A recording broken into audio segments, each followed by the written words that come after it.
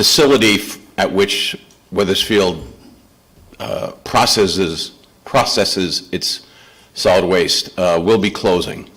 The facility is old, tired, and in desperate need of capital investment. After the better part of a decade trying to find a way to manage a renovation of the facility or a rebuild of the facility using private equity and private contractors, we were unable to effect a plan in the absence of public financing. Things have changed dramatically in the trash to energy industry and the waste industry such that the typical revenue associated with the trash to energy plant is upwards of 50% from the energy sold by converting the waste into clean, renewable energy.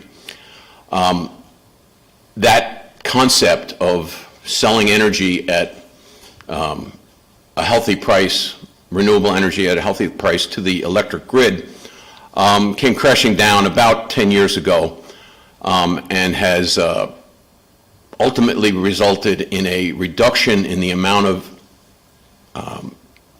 revenue available to trash to energy plants. What we used to sell for 13 cents just 5, 6, 7 years ago, a kilowatt hour of energy, is now worth about 3 cents. So that dramatic change in the value of the energy, interesting, we don't see that in our Eversource bill, but the amount of money we get for our energy is a fraction of what it was just a few years ago. And that's fundamentally changed the economics of the system. That, in conjunction with the need for capital investment, has made continuing the power plant that turns our garbage into renewable energy economically non-viable. In the absence of that plant, Connecticut is in a difficult situation. We have about 2.5 million tons of garbage left after we've recycled what we can. We can do a much better job recycling, but that's a discussion for another day. The Mira waste-to-energy plant is capable of processing about 712,000 tons per year. The private facilities in Bridgeport, Preston, Lisbon, and Bristol, all developed by Mira's predecessor, CRA, over the past 40 years, can collectively process 1.3 million, and there are about 400,000 tons a year being exported outside of the state. So our goal as a state to be self-sufficient, to be able to provide our own environmentally sound means of dealing with our waste, although we do quite well, we don't complete the job. We do count on other states for about 400,000 tons of disposal today. Connecticut historically has been an excellent provider. We led the nation, #1 of the states, in fact, #1 in the Western Hemisphere in a metric called sustainable waste management. We have successfully converted almost all of our solid waste into renewable energy. We're ranked with Denmark and Germany and modern European economies in dealing with our waste. It's something we can be very proud of. Unfortunately, we're kind of taking a big step backward. In closing the plant, we will need to find another 500,000 tons of capacity someplace outside the state. That's becoming very challenging. If you look at this chart, you'll see the capacity, both trash energy and landfills, that have closed in the past 8 years. And the bottom chart, that shows how many we expect to close in the next 5 years. There is a very serious upcoming shortage of space to put our garbage. Let me back up a little bit and say, first of all, it's not our preference to put it in a hole in the ground. Certainly not a hole in the ground in another state. Our preference is to make much less garbage, recycle what we can, and convert what we can into renewable energy. That's more difficult now and will be even more difficult without the plant. But the only other solution available to us is a landfill, and unfortunately there are no landfills in Connecticut and can't be landfills in Connecticut, so we'll have to go out of state.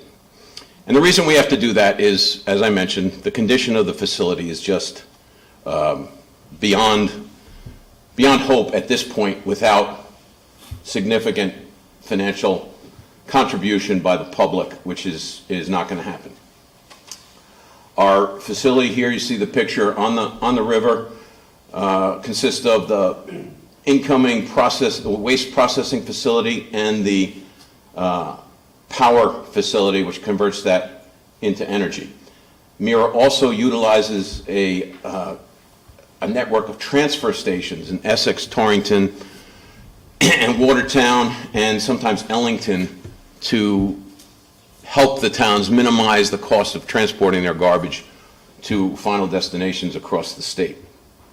Those will stay operative moving forward, but the plant will close.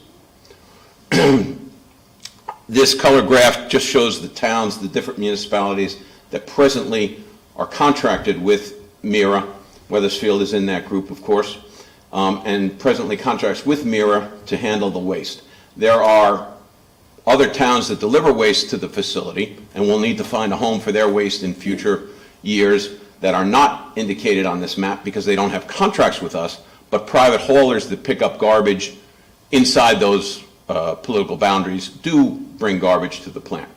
So even though each of these towns will be affected, towns in blue may also be affected by losing a site for their privately controlled waste. To ensure that the towns which have contracts with Mira through 2027 have a viable option to deliver their waste to, a reasonable, environmentally sound option to deliver waste. In the absence of the plant, Mira has performed a number of requests for proposals to find private sector operators that will take the waste from the towns and deliver it to an acceptable final destination, specifically a landfill to the west and south. We've performed those RFPs. We're in the middle of the evaluation now. We did get sufficient response, but I wouldn't say it was an enthusiastic report on the availability of waste disposal options in the Northeast. We're competing with metropolitan areas, Boston, New York, most of New England, for disappearing landfill space locally and to the west and south of us. And that problem is only getting more acute. I can reveal, we're still in the middle of the RFP process, so I can't get into too much detail until awards are, until contracts are negotiated and awards are made. But those are the states that have been identified as the final destination for the waste which will be generated here in Weathersfield. It's hard to believe, but garbage very likely will be going from Weathersfield on a long train trip to Alabama, South Carolina, Michigan, who knows where. The proposals, as I mentioned, were sufficient. There are problems and contingencies and conditions that we have to work through. We're optimistic we'll be able to find a solution that meets the needs of the towns this year and in future years through 2027, the end of our agreement with the towns. But certainly prices will be substantially higher than they have been in past years. Just 3 or 4 years ago, we were charging $61 a ton to get rid of garbage. We're $109 and rising now. We can expect that price to go up even further. When you think about it, we'll no longer be selling energy. We will be hiring hundreds of trucks and drivers to move garbage as far as Ohio, or on trains as far as South Carolina and Alabama. There's a lot of diesel fuel will be burned, and a lot of man-hours will be spent moving that garbage. So it's not a insignificant expense as we move from trash to energy regime to a transfer regime. We will be assured that the ultimate resting place for this waste is a Subtitle D, US EPA certified, protected, lined, and properly closed landfill with sufficient financial backing to close the landfill. We'll have all of those questions answered and assurances buttoned up so we can be assured that the towns will not be in a situation as was frankly common 30, 40 years ago with towns owning costs and ramifications of Superfund sites in unlicensed landfills. That won't be the case here. We can be assured of that, but we will be utilizing landfills that are out of state and out of the control of DEEP. What the town will be asked for frankly, in a couple of days, you'll be getting a draft municipal services agreement amendment. And in that amendment, we're going to ask the town to consider, our original request was to eliminate the option the towns presently have to exit the contract every March. The reason we had asked for that consideration was in our negotiations with the bidders, it's clearly efficient and beneficial from a cost standpoint to be able to assure them a guaranteed amount of waste. If we ask a hauler to buy 25 trucks and 40 trailers because they're going to be hauling waste to Ohio, they need to be assured that the waste will be there and they'll get paid for it. And if the towns have the opportunity to exit each year and potentially eliminate half of the waste in any given year, they still have notes to pay on those trucks and trailers, and financially that would be a non-starter for them. So having the opportunity to guarantee a waste flow for a guaranteed number of years is an advantage that can be translated into better pricing from our bidders. So we're asking each town to consider an amendment to their agreement that will not eliminate their option to exit, but will raise the price at which the exit becomes eligible. Right now, if the town wanted to exit the agreement, all it need do is note that we are charging more than $65 a ton, and that is their key to exit. We will be asking towns to give up that $65 a ton trigger point and raise that to a more reasonable number, approximating the price we expect to be charging in 2022. That will likely be in the $120 range. So in the next couple of days, we will provide you, it'll get addressed to Bonnie, the proposed amendment, and we will follow that up shortly thereafter with a schedule of pricing, which we expect to be charging for the next fiscal year. If the town would rather go out on its own, I would recommend you do an RFP very quickly. The towns that have done that so far have been uniformly disappointed in what's available. Our RFPs indicated there is not a lot of capacity. If you will likely have a hard time finding someone who can move your garbage efficiently and effectively at a decent price, because there just isn't a lot of transfer capability available. It's not to say you shouldn't do an RFP or investigate, but those that have been disappointed. Our RFP, I think, has revealed the best and most cost-effective solutions, and those can be enjoyed by most of the 50 towns sticking together and combining that tonnage, providing it to a bidder with a 5-year guarantee, and assuring that we get the best price and the best efficiencies of volume.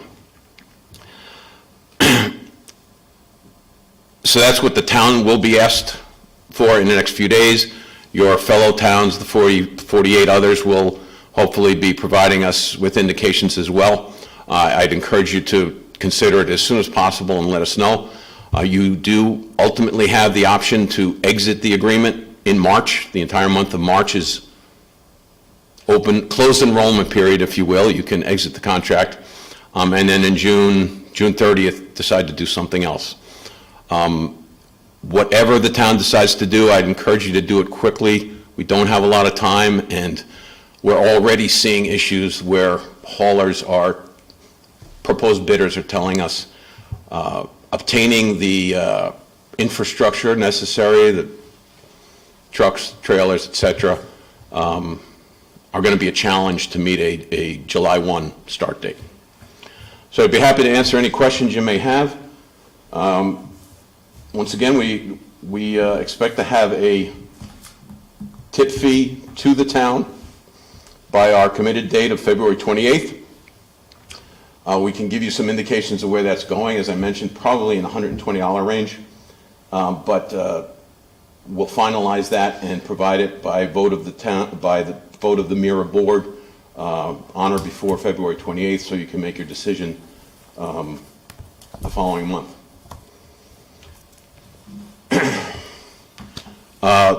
Hopefully that provides you the background you need, and I'm happy to answer any questions you may have.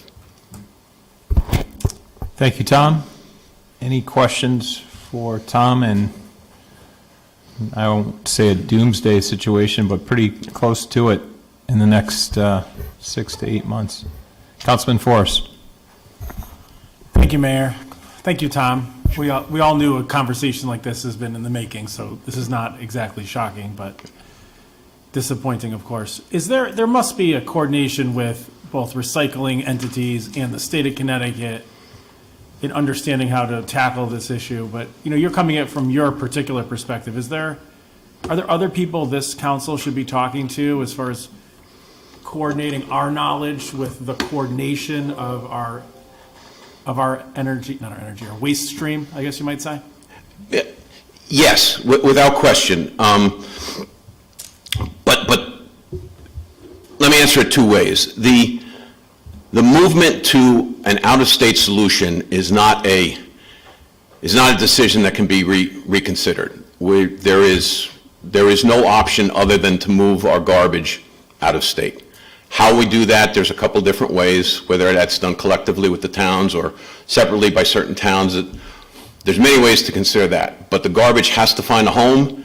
There's going to be over 1 million tons that have to find a home outside of Connecticut, and that's going to happen. What should happen in parallel to this is a chipping away at the problem. The DEP has been very forward in trying to move the needle on recycling, on organic composting, on diversion issues to minimize the amount of waste we make. We still make, on a per capita basis here in Connecticut, more than we should in terms of garbage. We can recycle better. We can certainly do a better job of separating recyclables, of separating organics, which can be managed more cheaply than MSW. All of those things should be happening, and I'd encourage all the towns, we encourage all the towns to work with the DEP on trying to maximize their recycling and diversion efforts. But we need to also be realistic. We make about 700 pounds, we make nearly a ton of garbage per person in Connecticut. We can reduce those numbers substantially. We will never get to the point where we don't need large-scale waste processing facilities. Long-term, Connecticut needs to go back to the drawing board and do what it did 35 years ago, a progressive solution to implement technologies that will handle, hopefully, a reduced flow of waste, but waste nonetheless that will have to be processed, that we won't be able to recycle, we won't be able to divert, because a modern society does make waste, and as much as we should try and minimize that, we'll never get to zero waste, and we shouldn't kid ourselves to think we can. More importantly, We certainly won't be able to eliminate the need for solid waste disposal in the next couple decades. That's a long-term project which should be working on continuously. So, but Tom, my question was, recognizing that, and it is as sort of obvious as that of course is, who are the players in the state of Connecticut that are in charge of developing this plan, whether it be at the legislature, the executive branch, or private industry? Who are the players that we need to be talking to understand not just the situation we're in, but the solutions that need to come from an understanding of the problem? In 2014, the state legislature changed CRA into Mira and changed many of its authorities. A change like that likely should occur again. Right now, the controlling authority is the legislature and the DEEP.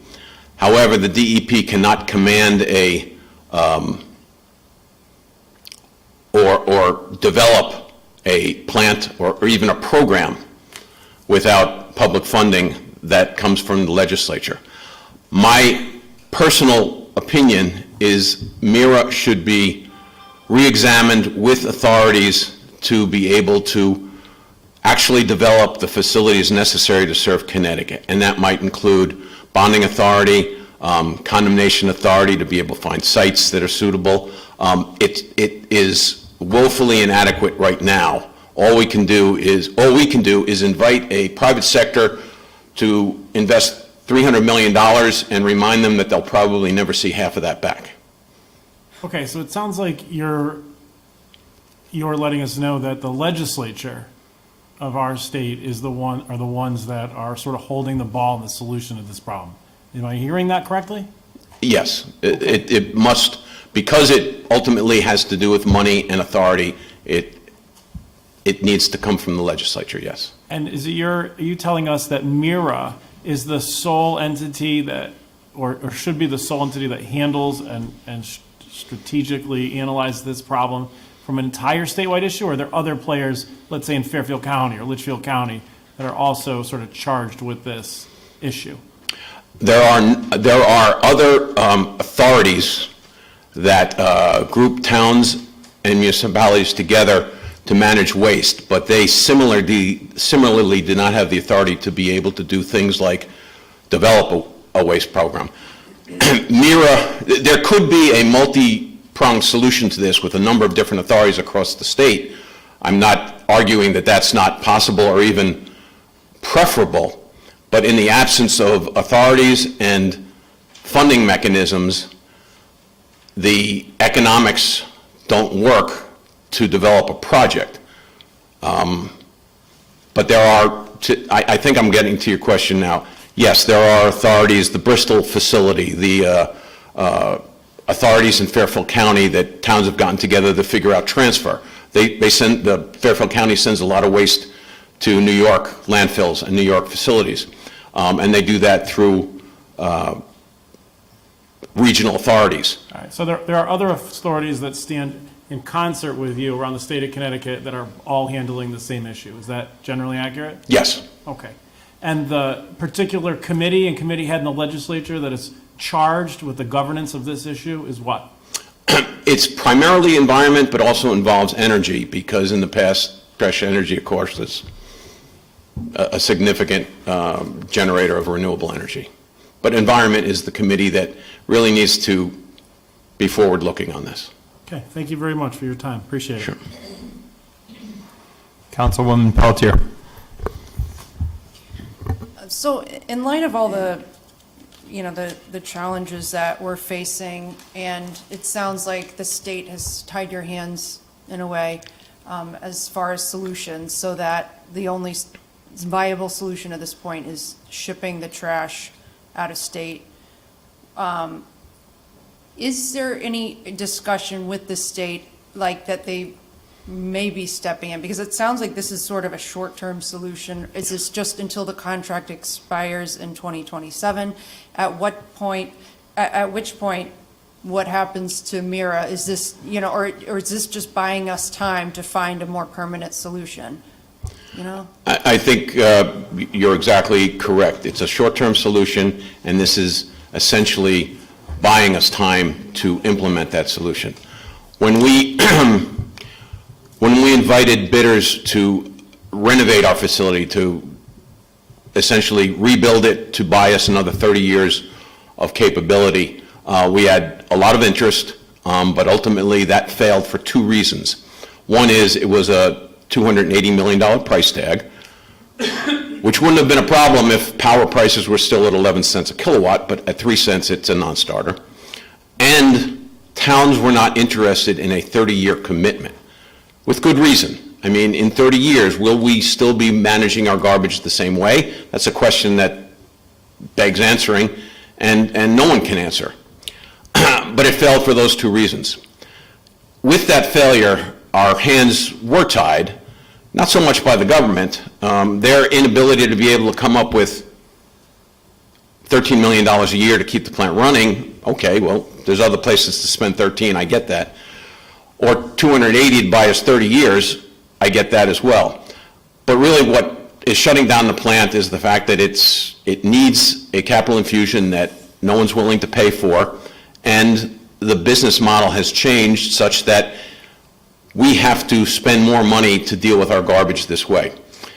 So we're stuck with a short-term solution of dumping our garbage in a hole in Ohio until such time as we can develop and fund a better solution. Our environmental attorney tells us that in a Connecticut municipality, a $300 million facility with MBT, mechanical biological separation, state-of-the-art facility that diverts our waste, recycles, burns what's left, and turns it into energy. The best we could do, the $300 million facility, would take 7 to 8 years to permit. So we're already behind the 8 ball for having that ribbon cutting in time for the end of the contracts in 2027. But that's what has to happen now. The folks focused on this need to acknowledge that in order to get out of the landfilling business, which we desperately want to do, we did it for 30 years, we hate going back into it. If we want to get back to managing our waste in the best possible way, we have to start planning that now and recognizing that it is not going to be as easy as it was when power prices were 12 cents a kilowatt. So I hope that answers your question. This is a short-term fix. After 5 years, I would expect that Mira goes away, or frankly should go away, because it has no purpose unless it's reauthorized to be able to truly develop plants. Is this plan contingent on, or the prices, I guess, that you're forecasting contingent on the current location of the trash-to-energy plant being allowed to be used as a transfer station? And has that been decided? Have you got the permit for that yet? No, we're in permit modification is required to utilize the South Meadows facility as a transfer station, but in the different bids that are considered, there are bidders that are utilizing the South Meadows facility, there are bidders that have opted to not utilize the South Meadows facility, and there are bidders that are using the Essex, Torrington, and Watertown transfer stations. So to answer your question, South Meadows facility may or may not be involved as a transfer station for the next 5 years. And that is a very sensitive situation for the city of Hartford. Thanks. Councilman O'Connor. Thank you. Thank you for this presentation, because it was incredibly informative. I do have a couple of questions, and one of them is, why didn't Mira invest in technology all along? And if they had, we probably wouldn't be here. So, I mean, you mentioned this is in disarray, it's beyond repair, that's why they're shutting this down, and it's going to cost $300 million, take 8 years just to get the permits for it. But if that technology is out there, why wasn't the investments going on a continual, regular basis so that we were kept, and not even being in this situation? A fair question, absolutely. There's really two answers for that. One, I have to be careful because my board is probably listening in. But over the past, I've been with Mira almost 20 years now, and the focus has always been the least possible cost to the towns. Squeezing a 50-cent price increase every year was extraordinarily difficult with the board. The board was first selectmen, and they were ultimately laser beam focused on tipping fee, and rightly so. They had to balance their budgets. The assumption was always that we would be able to recapitalize with reserves. And something happened in 2008 that kind of blew that up. Mira was sued as a result of the Enron debacle. Before I arrived, CRA got involved with Enron and lost $224 million in the bankruptcy fraud that was Enron. We recovered about 90% of that money through lawsuits and insurance settlements. And that money was essentially a replacement for the power that we were going to generate through the end of the contract. But in 2008, we were sued by one of the towns in our 100-town consortium, claiming that they needed that money, or they wanted that money. Incredibly, it was certified as a class action case, even though the 70 towns' addresses were available on 3 sheets of paper. Incredibly, the court allowed that to be class action certified, at which point no town could exit without eliminating itself from any payout. At the end of the day, to make a long story short, there was a settlement, there was a decision by the judge to hand $38 million over to the towns. $9 million of that went to their attorney that only one town had hired. You can tell I'm a little bitter about this. But ultimately, that reserve for recapitalizing the facility was cut into checks and handed out to the towns. And it was a great year for every town because they had hundreds of thousands of dollars fall from heaven, but Mira had no mechanical reserve left. So, Okay. No, well, it sounds penny wise, pound foolish. absolutely. All right, and then, so my other question, and thank you, I appreciate that. My other question is, I understand the haulers looking for a 5-year commitment. If I was them, I would too, because it's a huge investment of capital they're gonna have to take on with no guarantee. And so they're looking for a guarantee, but that guarantee comes at our expense. Yes. And so where's the guarantee to Weathersfield that if we decide to opt out or forego our opt-out, where's the guarantee to Weathersfield that they don't in 2 years suddenly double our fees? What's to prevent them from doing that? That issue was raised by folks like yourself at other towns. And to address it, we changed our ask of the towns from eliminating the opt-out to adjusting the opt-out trigger price. So the short answer is we'll retain the ability of Weathersfield and every other town to opt out of the agreement if a certain price is exceeded. So if we get into a situation where the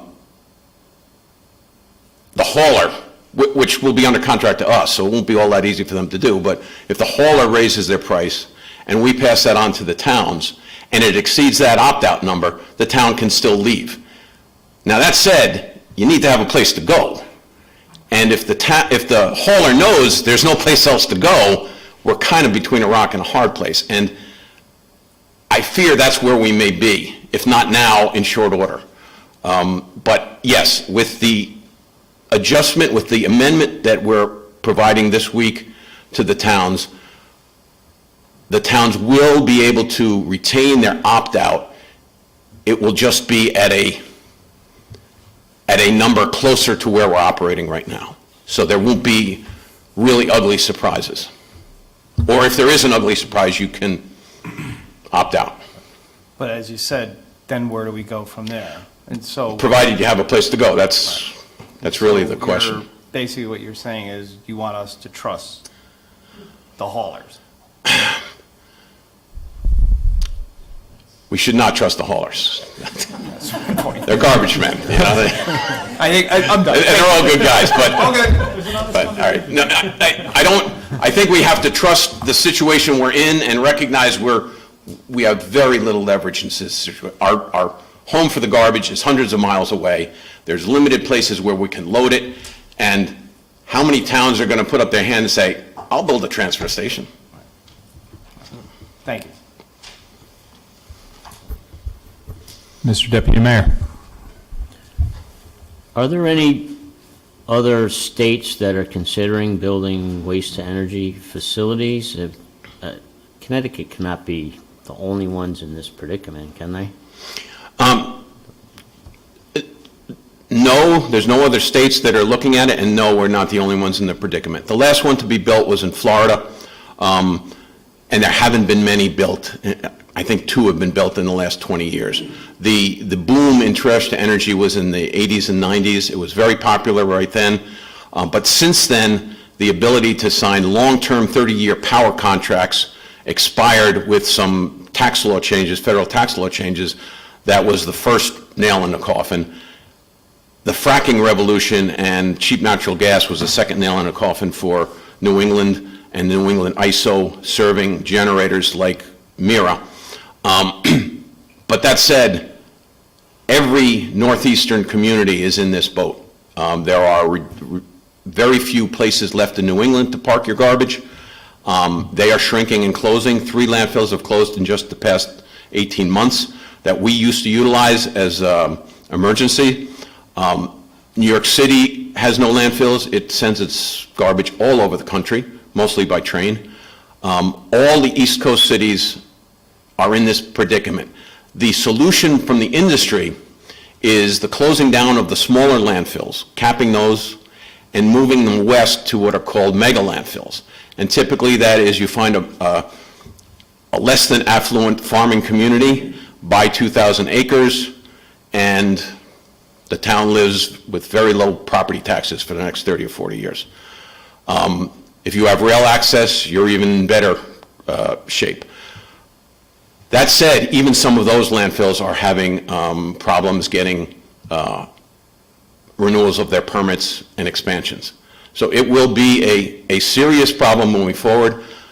In the best of all possible worlds, we'll take the lead of, we'll take note of what Europe is doing, which is building trash to energy plants routinely, making landfills very expensive, in some cases regulating what can go into landfills and eliminating organics in landfills, but importantly, utilizing waste to energy to the maximum extent. I hope that's where we end up. We're years away from that recognition, I'm afraid. Thank you. Councilman Hill. Thank you, Mayor. I'll be brief. I've been up there for a while. And this question actually may be more appropriate for deep, so if it is, feel free to punt it. But, one thing that's come up, you talked about the price per kilowatt hour of energy, capital costs that were desperately needed with the plant. I assume there was also some environmental concerns from folks stakeholders within the state. Now, I'm trying to determine, I don't know if Deep or anybody or you have done this analysis, how do you, yes, it's more efficient in terms of, yes, we can burn our energy, or burn our garbage to create energy, but is that better than trucking it down to Alabama in a landfill? I don't know. So I'm trying to reconcile the environmental impact as, we're now entering this this green energy economy. The state has got some clean energy standards that they need to meet by 2030, 2050. So I'm just trying to kind of wrap my head around what is more environmentally conscious, putting it in a landfill in a different state or continuing to burn the energy. Thank you for asking that question, because I think that goes to the heart of why this is such a depressing issue. Without question, there is no one who will dispute this. putting it in a hole in the ground hundreds of miles away is infinitely worse or substantially worse from an environmental impact than trash to energy. Trash to energy is the preferred way of dealing with garbage according to the EPA and the Connecticut DEP hierarchy of waste management solutions. The top solution is not make the garbage in the first place. Recycle what you can, divert what you can to better reuses. Trash to energy is next, and at the bottom is landfilling. Believe it or not, the trash to energy plant, with its modern 30-year-old pollution controls, which have been updated as recently as 4 years ago, is the cleanest solid waste power plant in the state of Connecticut and in New England. It is not an environmental, it's an environmental advantage to be able to manage our waste there. And incredibly, and people are surprised at this, the greenhouse gas output of taking our waste and putting it in landfills where it generates methane in anaerobic biosphere under the dirt and the liner is significantly greater than burning it in a trash to energy plant. So when we close the trash to energy plant in South Meadows, the greenhouse gas output of Connecticut will rise just because we close the plant. Add to that the fact that we're sending hundreds of trucks and trains west and south to add more greenhouse gas, particulate pollution, and NOx into the atmosphere. It is, I don't want to be dramatic here, but it's a giant step backwards environmentally. It crushes me to see my career end with the end of trash to energy in Connecticut. But that's where I am. I did a great job, didn't I? Well, at the very least, I appreciate your answer, so thank you. Anybody else? Mr. Deputy Mayor. One more question for you. What's to become of the 160 megawatt gas turbines facility? The 160 megawatt gas turbines are 4 twin pack F8 jet engines. They're old and in the way as well. They generate maybe 10 hours a year on the very rare occasions when there is a voltage upset or a need for power in a unique area. They're there primarily as backup and emergency for ISO New England grid use. We almost never run them, and that's good because they're not efficient from an environmental standpoint, and they're certainly not efficient from a fuel standpoint. They burn aviation fuel. It's the engine that used to be strapped under a 707, so you can imagine how efficient that must be after 50 years. Those will run through May of 2023, at which point their permit expires and they won't be renewed. There is a possibility they can be relocated to a third world country that might run them, or they'll be parted out. But they have another year and a half of runtime left. Didn't they contribute to the bottom line, though, for spending Yes, reserve? very much so. And you're Quite a right. big number, right? At its peak, $16 million to have those in our back pocket and available to run when ISO needed them.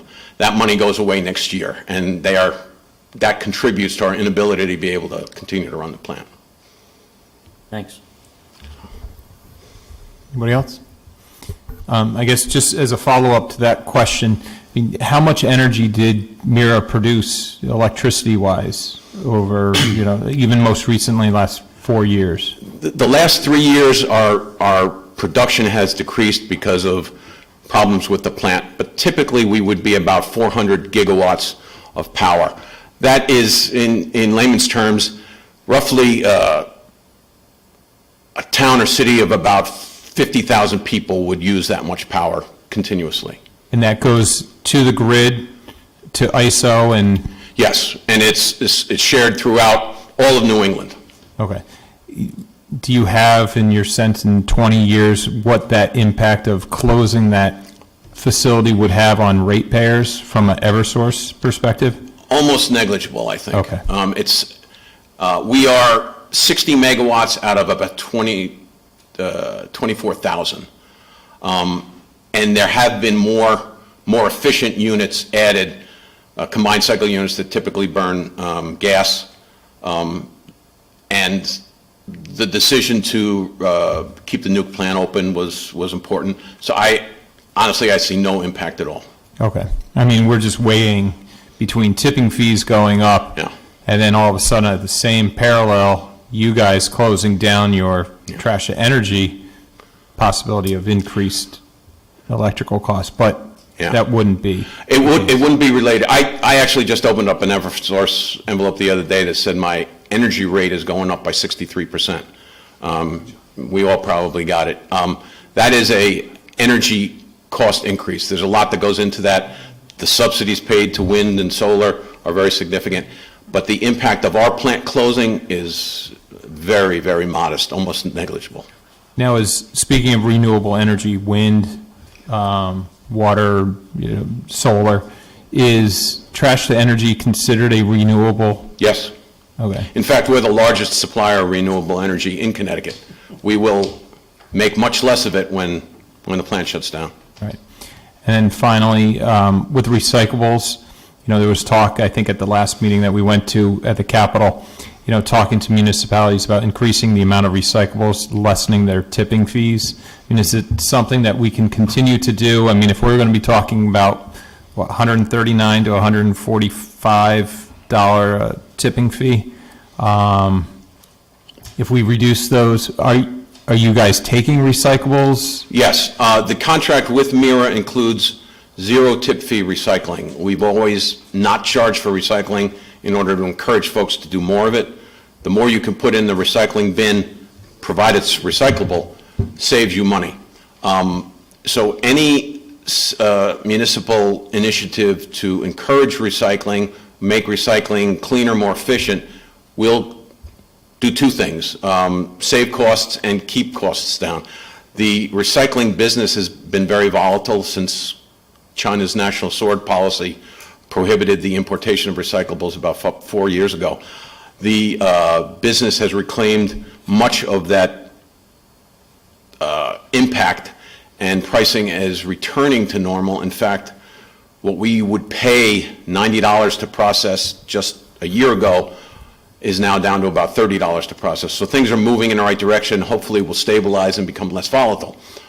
But a short answer is every town should be focused on trying to get its residents to be good recyclers, to not contaminate recycling, make that a valuable commodity instead of garbage, and enhance what can be recycled.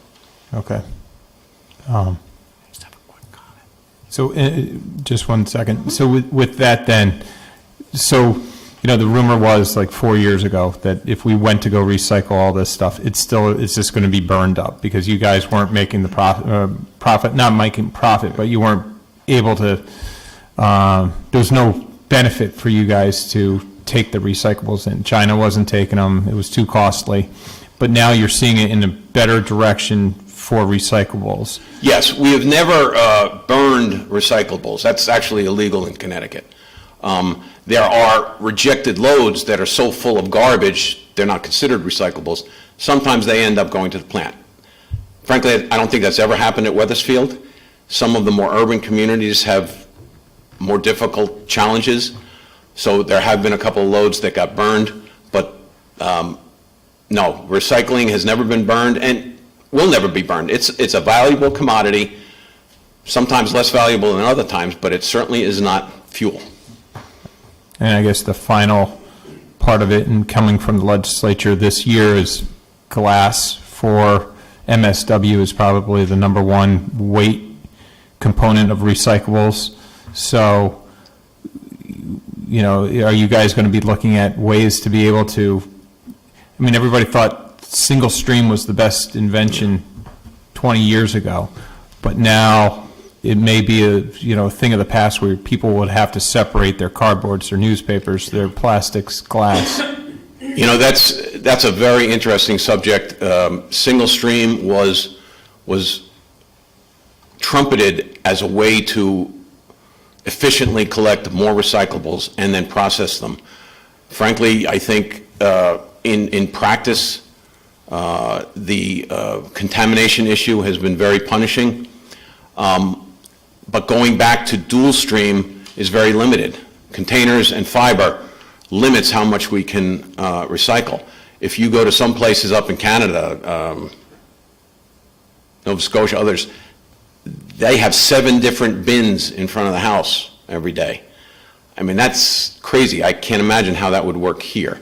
You know, a bin for mixed glass, a bin for clear glass, a bin for this number plastic, a bin for food waste. I mean, it can get crazy. I think the jury's still out on whether or not single stream is the preferred method, or going back to some sort of modified dual stream. I don't know where that's going to end up, to be honest with you. Okay. I mean, that's a different conversation. It all leads to the same, I mean, it would be all to the tipping fee. Yes, and ultimately, we still have, remember, I mean, we're talking about 40,000 tons of garbage, or 2.4 million tons of garbage versus 40,000 tons of recyclables. You know, yes, this is a problem and we should maximize that, but this is what's going to bury us if we don't do something. Right. Okay, thank you. Just to piggyback on that, I mean, there are certainly lots of ways council can look at residents really thinking out what they're buying and disposing. There's pay-as-you-throw, there's all of that. They are not popular, but across this nation, there are many, many ways that the consumer can become a part of solving the problem, but they haven't really gone over well, I know, in New England, and trust me, if you want to get the public angry, start playing with trash. But there are solutions if you wanted to look at it long-term to get tipping fees down. Bonnie said it's not popular, but pay-as-you-throw, I think, does hold a lot of promise for eliminating or minimizing the amount of waste we make. But it is extraordinarily unpopular with some folks. Any other questions for Mr. Kirk? Okay. Thank you very much. Thank you. Good luck. Very informative. Thank you. Okay, moving on to the second presentation. Familiar face to many of us, Doug Thomas, Vice President of SGR.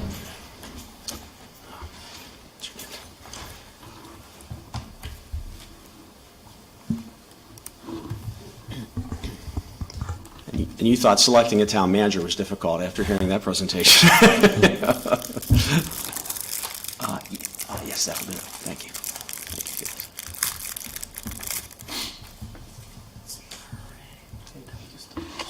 Great, okay, super. Well, thank you, Mayor. It's good to be back in town. I know I've worked with several of you now and in a couple different searches as we've been involved with the town of Weathersfield. It's always great to be back and reconnect with friends and colleagues that have been involved in this process. I was asked tonight to just provide an overview of the search process for those of you who may not have been familiar with that in the past. And so what I've done is put together a quick slide deck to talk a little bit about the firm, a little bit about the process, talk a little bit about scheduling and things of that nature, and just open up for a dialogue as well in the effort. So this is intended to be very free-flowing. I'll try to keep this prompt because I know you've got other things on your agenda this evening as well. But let me start off with just telling a little bit, for those who may not be familiar with Strategic Government Resources. The firm is based in Keller, Texas, the Dallas-Fort Worth Metroplex area. We are a full-service local government consulting firm. Many folks do know us through executive recruitment. We're one of the largest, we're the second or third largest public sector executive recruitment firm in the country based on the number of searches that are taking place. We've been around since 1999. We've given some of the process in terms of our core values, which we think are very important as we're working with our clients as well as with our candidates, especially as a search effort. But I do highlight the fact that we do a variety of other things above and beyond executive search and recruitment activities. So that many of our clients and communities know that, but we're also involved. We train about 1,000 government employees a month on a variety of services, either on-site or remotely. We do a lot of leadership development focus works with senior staff and helping them be effective as a team. We do a lot of that work in governance workshops as well with elected officials like yourselves. You're one of the few types of processes where you don't select your own. The government or the populace selects who sits on your dais, and instantaneously you're supposed to be effective as a team. So we tend to work a lot with elected officials to help them come together and respect their various differences and thoughts and opinions as well. We also do a lot of interim management placements. We probably have around 25 or 20, close to 30 at any given time of interim department heads or interim city managers that are involved in helping communities as they go through transitions. That has morphed into another effort called embedded services. A lot of our communities, especially that are smaller communities, they may not want an HR director or a full-time HR director, but they want them 2 or 3 days a week or something of that nature. So we often find individuals that can kind of fit that goal and that need as well. We do a lot of assessments. We do our own conferences and events, do a lot of strategic planning, a lot of efforts and things of that nature. And so I say that in the background that we are embedded with local government. We're not just here to do executive searches. I think that makes us a better executive recruitment firm because we truly understand kind of what's going on in local government. We're very actively involved on a day-to-day basis as well from there. So my background, for those of you not aware of it, I've got about 35 years plus in city management before I was actually recruited by SGR to help with them. And so I retired from my former city, which was the city of Lakeland, Florida, a community of well over 100,000 between Tampa and Orlando, and actually joined SGR on a full-time basis. So I gave them about a 2-year commitment and said if I didn't like it, I'd get back into the game of city management. It's been over 6 years now. It really has been a fun second chapter of the career, and so I really enjoy what I'm doing and working with cities and communities across the country. So I spent about half my time in executive recruitment activities, about a fourth of my time doing strategic planning, governance workshops, senior leadership development efforts, things of that nature, and some kind of special projects that may be involved in some of our consulting sides, the side of the house. And then the other piece of the time is generally speaking at state and national conferences about best management practices and trends. So I describe it as all the fun things I did as a city manager, but I didn't have the day-to-day drudgeries and the craziness that comes with being a city or a town manager that comes on. But so it really has been a fun second opportunity for me. And so although I'm based in Florida, I serve a national client base. I'm all over the different time zones and programs as well. And what we try to do is package those around. I've got several other clients. We have a standing relationship with the city of Hartford, for example. We've done several of their department head searches. We've got another one that is just about to unfold. We've got a number of other communities up here in the area that we're involved with as well. So I want to talk a little bit about the search process, just so you understand how this comes together. So it really starts at the front end with us understanding what you're looking to accomplish. Now, I've got a head start on that because we've just finished some work with you before, and I certainly have been involved with the search when Gary was hired several years back as well. But that comes with us understanding, meeting with all of you as elected officials. We started that process today. Last week, we did through remote interviews your senior staff. I've met with your school superintendent and also met with union representatives, their leadership programs, and then Bonnie and I are going to meet as I'm part of this process here in the next couple of days. But the process there is to really understand what's going on, because obviously, even though I got some familiarity with the community, times change, people change, boards change, priorities change, things of that nature, and what you're looking for in your next manager is something that we need to understand at the front end so we can recruit on your behalf to try to find the most valuable candidates as well. I want to talk a little bit about how we market the position, and we'll certainly work with you in terms of as we go through the process and you approve the position profile brochure that we'll talk about here shortly. We have a very extensive outreach that involves a pretty deep reach into social media networks. You've probably all been reading and seeing articles about what they call the great resignations that are taking place right now, and I've talked to a few of you today in some of my meetings. It's a challenging recruitment environment at the moment. The position of a town manager or a city manager is always challenging because it's the kind of the point of the spear. You take a lot of abuse, take a lot of credit to try to keep things together, but you're always making decisions that are somewhat controversial in your own communities and with your organizations and hopefully the best interest of the community as a whole. And so that's become a factor, but also there's a demographic component taking place. You've got many of us that are aging baby boomers have decided it's finally time that they're retiring, and they mean it this time. and they actually are going to retire. And so those people are moving out, and what's happened is during the Great Recession and then coming through COVID, a lot of other people have decided they're just checking out and they're not going to go forward. And so the marketplace right now is a very, very competitive marketplace, and people are being very, very selective in what they're looking to accomplish. The other issue is there's a talent gap that's taking place between those that used to have a lot of assistant managers or smaller communities. Those positions in some cases went away during the recession.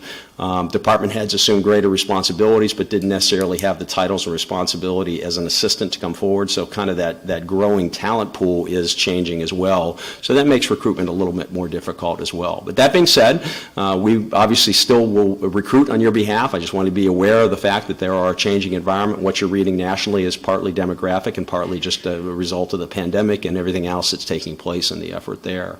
And then I want to talk a little bit about how we go through the process and helping you go through a vetting process as you move through from the recruitment process to the semifinalist to the finalist level and moving forward from there. So we talk a little bit about the first and foremost effort, and this is the position profile brochure, and that's what I'm in town for today and tomorrow to meet with you and finish up the profile interviews.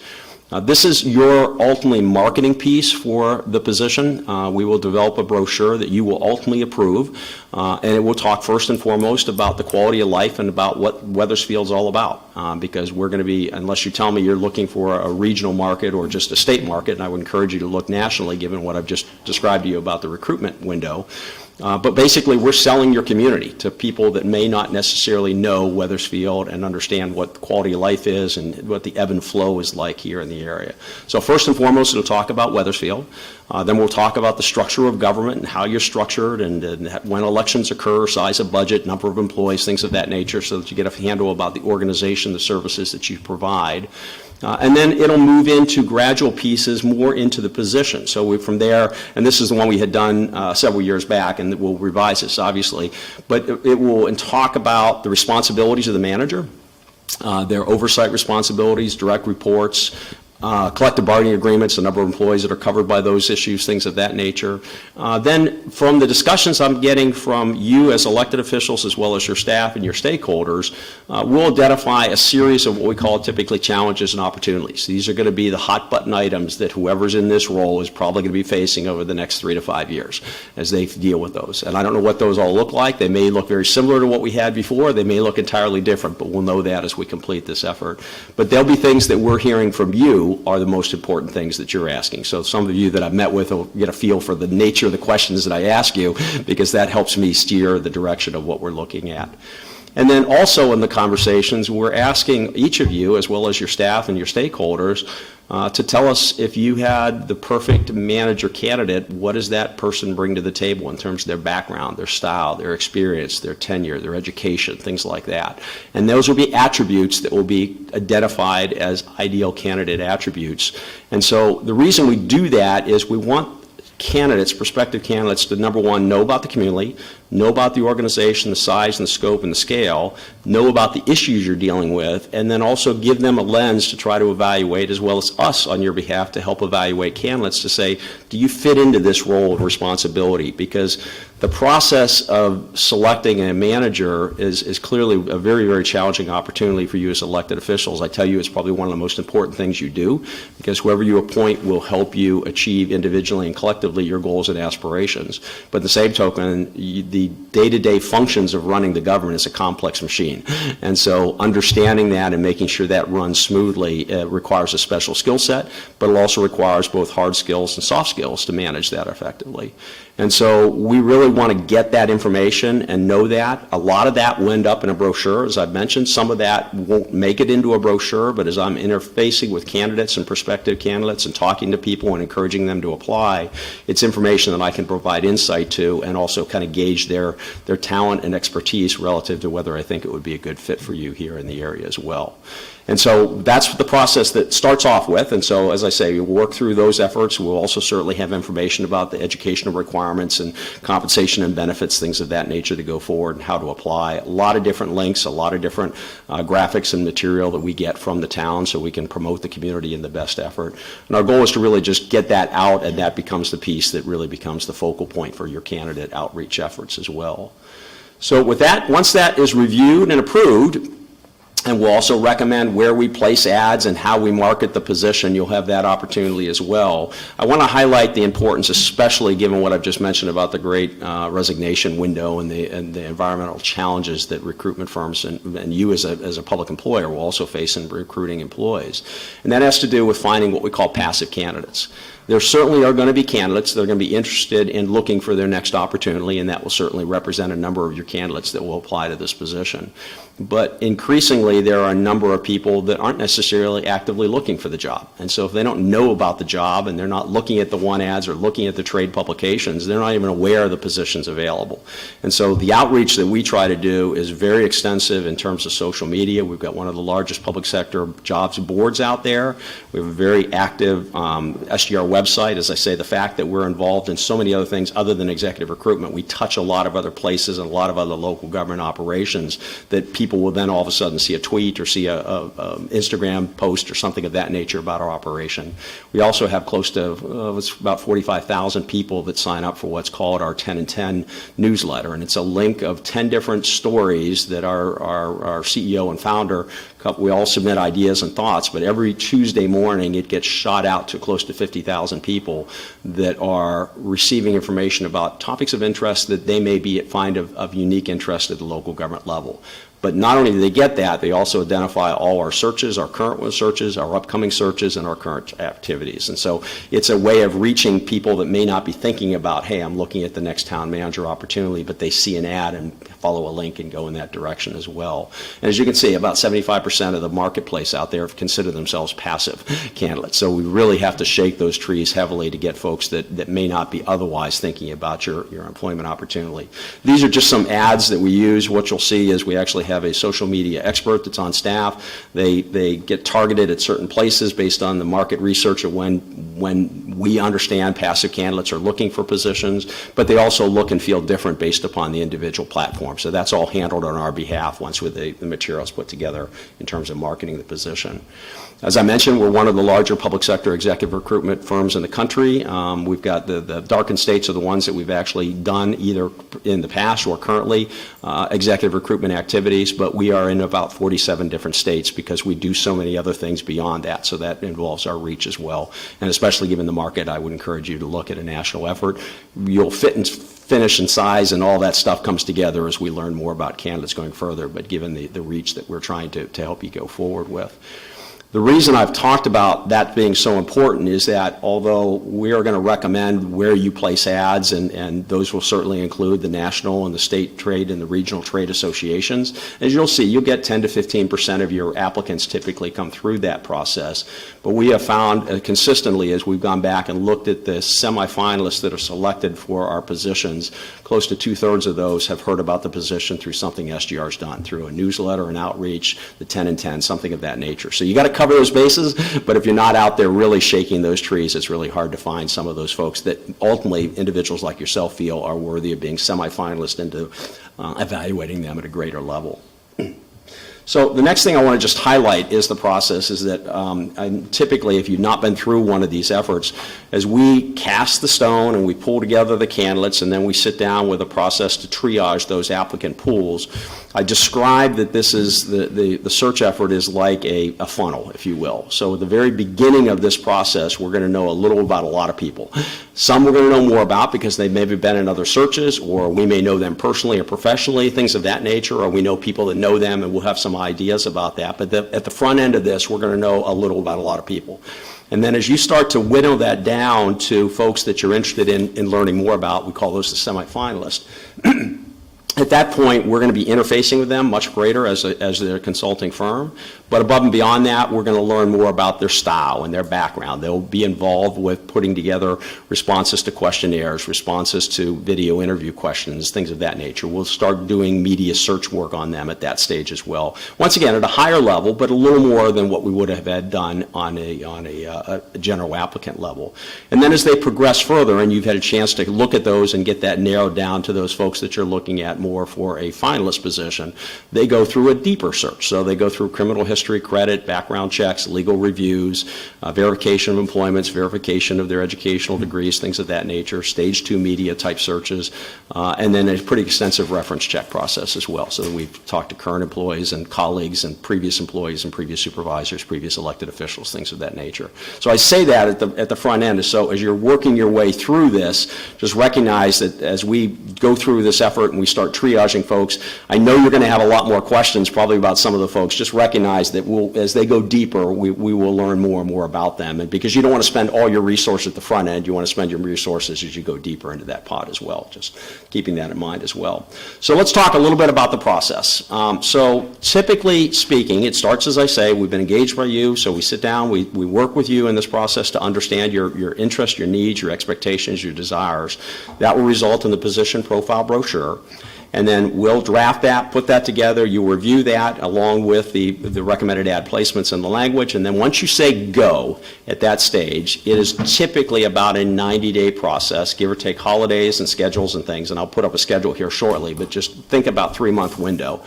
And that first 30 days after you say go, we're basically doing your work. We're shaking the trees, we're processing applicants, we're reviewing folks, we're trying to get that together, and then I'll be sending regular updates back to Bonnie's office or to Claudia's office, your HR director, that she can share with you as elected officials, as a group. Here's what the applicant pool looks like, here's the states they're coming from, here's my assessment of where I think the pool is developing in terms of their skill sets, things like that. So even though we're out of your hair for about that 30 days, you'll have regular updates to know what's going on. So we're out of your day-to-day, but you'll have a flavor for that as that 30-day window takes place. And so typically about a week to 10 days after the position closes, we're then working back with you, and I do want to talk about process, but we're normally working with either a subcommittee or the council as a whole on saying, all right, here's your candidate pool, and we'll help triage those that we think are greater or better fits to what you're looking for versus those that aren't. And you'll select a smaller number of candidates that you want to learn more about. We call those our semifinalists. And the semifinalists at that stage then are typically asked to respond to a fairly detailed question, somewhere around 20 questions or so, about their background, their style, why they left their previous positions. We'll sprinkle in some very specific questions about the challenges and opportunities that you've told us are important, that were part of the brochure, so we can have them tell you how their background or experience fits into the things that are going to be high on your agenda and the issue. We'll ask them about anything in their background that would be of concern to you as a future employer, recognizing we're going to do that work, but we'd like to hear first and foremost from them as well. And then beyond that, we'll do what's called a media search, a stage 1 media search, which is a LexisNexis kind of database. Certainly I'm reviewing them as I'm triaging the candidates at a high level about if they've left positions or if they've been short-term, things of that nature. I'm either talking to the candidates and or doing some background on them as well. But then we'll also ask them to do typically 3 to 4 pre-recorded video interview questions. So it's a one-way, not a two-way process, so you'll have a chance to review those. And then what we normally do is we'll package together their cover letters, their resumes, their questionnaire responses, their video interviews, and we'll ship that material to you and give you some time to review all that collectively or through a search committee, whatever mechanism you use. And then we're back facilitating a conversation again with that group to select typically somewhere between 3 to 5 finalists that are selected that you want to bring in for on-site interviews. And at that stage, the work isn't done for those candidates. They then go through a formal criminal history, credit verification, all the stuff that we mentioned about as well, the background check on them and their employment and their education levels. We normally have them do what's called a first-year game plan, which is if they're appointed to the position, how they would apply or how they would approach the job in their first 30, 60, 90, 180 days in the balance of the year. Then we'll work with you about what you want that interview process to look like, whether that's you just collectively as town council. We always recommend the senior staff have a chance to meet with the candidates. They're going to spend a lot of time with the senior staff. You may very well want to use citizen panels. We can work with you and give you advice of what's worked or not worked. Every search we do differently based upon the interest, and we can tell you kind of the tools and tricks that work or those that might not work as well, but we'll help craft that with you. We'll help you be prepared for the interview process. You'll have the the proposed questions and things of that nature for whatever the panels look like, and we'll create that schedule and that wheel very similar to what we had just gone through with the police department. And then we'll also certainly do the reference checks and things of that nature. And then at the conclusion of that, once you've decided who you're ultimately going to select, we'll help you go through a negotiation process. And so we're always representing you as the town, not the candidate, but we can also bring the parties together. If we think a candidate's asking something that's unrealistic, we can help the candidate understand it's unrealistic. If the town's doing something that isn't traditionally offered to a position of that nature, we can help provide that as well. So our goal is to bring you together, but I always want you to recognize we're working on your behalf, not the candidate's behalf, but the goal is to try to land the plane, if that makes some sense as well. So that's about a 90-day window, and this slide, and I think you can probably see it better there in the process. I have just made some assumptions here that we would probably, and I'm going to step aside so I can see it, this font's too small. Yeah, I made the assumption that we would probably be launching the position sometime in mid-December. We may be a little ahead of the game because we've got some background, obviously, on the community from the most recent search we had done, but we've also got to get it into our pipeline with our graphics people and everything else. So I just made an assumption by mid-December we'd be able to get the position launched. And then what you'll see is it becomes somewhat self-executing. Now, we do have a challenge because we're going to be, if we're launching mid-December, we got the holidays, and nobody does anything during that break in Christmas. And so we normally would advertise for 30 days. We might want to recommend 35 days to give that, to pick up that window. But, you know, we can sort that through as well. And then you'll just see it kind of follows afterwards. So the first third of the search is really us doing our work and getting the candidates together. Then it starts moving into selection of semifinalists. They do their work. We get it packaged, you do your work, we come back, then selecting the finalists, then we have to do all the criminal history and all the other background. So if you kind of think of it in the 30-30-30 window, that's generally how it forms, subject to schedules and holidays and all that sort of effort as well to go through. So that's kind of the process at a high level. I know I'm giving you a lot there, but I'm more than glad to address any questions that you may have. And we'll just, I do want to talk a little bit about at least initial thoughts. I don't need them tonight, but the process of, as we get closer to launching this position, is it, are we back as a group as a whole? Is there going to be a search committee that will be a smaller subset of the council that can look at the candidates and evaluate that? I want to kind of plant some seeds always about kind of the next decisions that you're going to have to be thinking about as well. But before I get to that point, you know, I'll just talk about process to make sure everybody kind of understands what we do and how we do it, or if there's other questions or issues we might want to address before we get into some of the more detailed issues of your structure. Okay. Any questions? Councilman Hill. Thank you, Mayor. Thank you for that presentation. Unbelievably thorough, so we appreciate that. And I'll preface this question by, you know, we have obviously a tremendous amount of confidence in Bonnie's work and gratitude for her being here, but at the same time, we also have to look at the reality in terms of how long she's willing to be here. So is there any way to expedite this process at all, or is this kind of set in stone? No, that's a great question. So what I've described to you is our traditional process. Now, traditional in today's world means a lot of different things. Every community has different expectations, desires, elements. We can work and adapt, even though we're a large firm. We're very boutique-oriented, so we can and flex and adjust those things as well. What I will tell you is there's always trade-offs. So for an example, if we don't have a full 30 days to market the position, that means I'm going to miss some potential candidates that I might otherwise get. So, you know, that's a trade-off, but if we have to shorten it, we can find some time there. The other element is that, okay, maybe we don't follow every step along the way as far as the detailed questions, or maybe what happens, you would say, all right, instead of getting the semifinalists and having a time for them to prepare questionnaire responses and video interviews, some communities will say, listen, as our recruiter, if you see a candidate that you think really strongly about, that you think would be a strong candidate, is it okay if you get them started on a questionnaire? So that could cut down the amount of time that people would have between the time they're identified as a semifinalist and then preparing that work. So yes, I can work around that within extent. Obviously, I got a lot of other people behind me that I've got to figure out their deliverables can be. But if you tell me kind of where you're trying to land, I can then come back with some options about here's some ways we can maybe shorten this period down as well. I appreciate that. Thanks. Councilman Less. Thank you, Mayor. Doug, really appreciate, as Councilman Hill said, the thoroughness of your presentation and your excellent background, and you've done good work for us in Weathersfield. We appreciate it. My question is around the environment right now for hiring town managers and the kind of the landscape.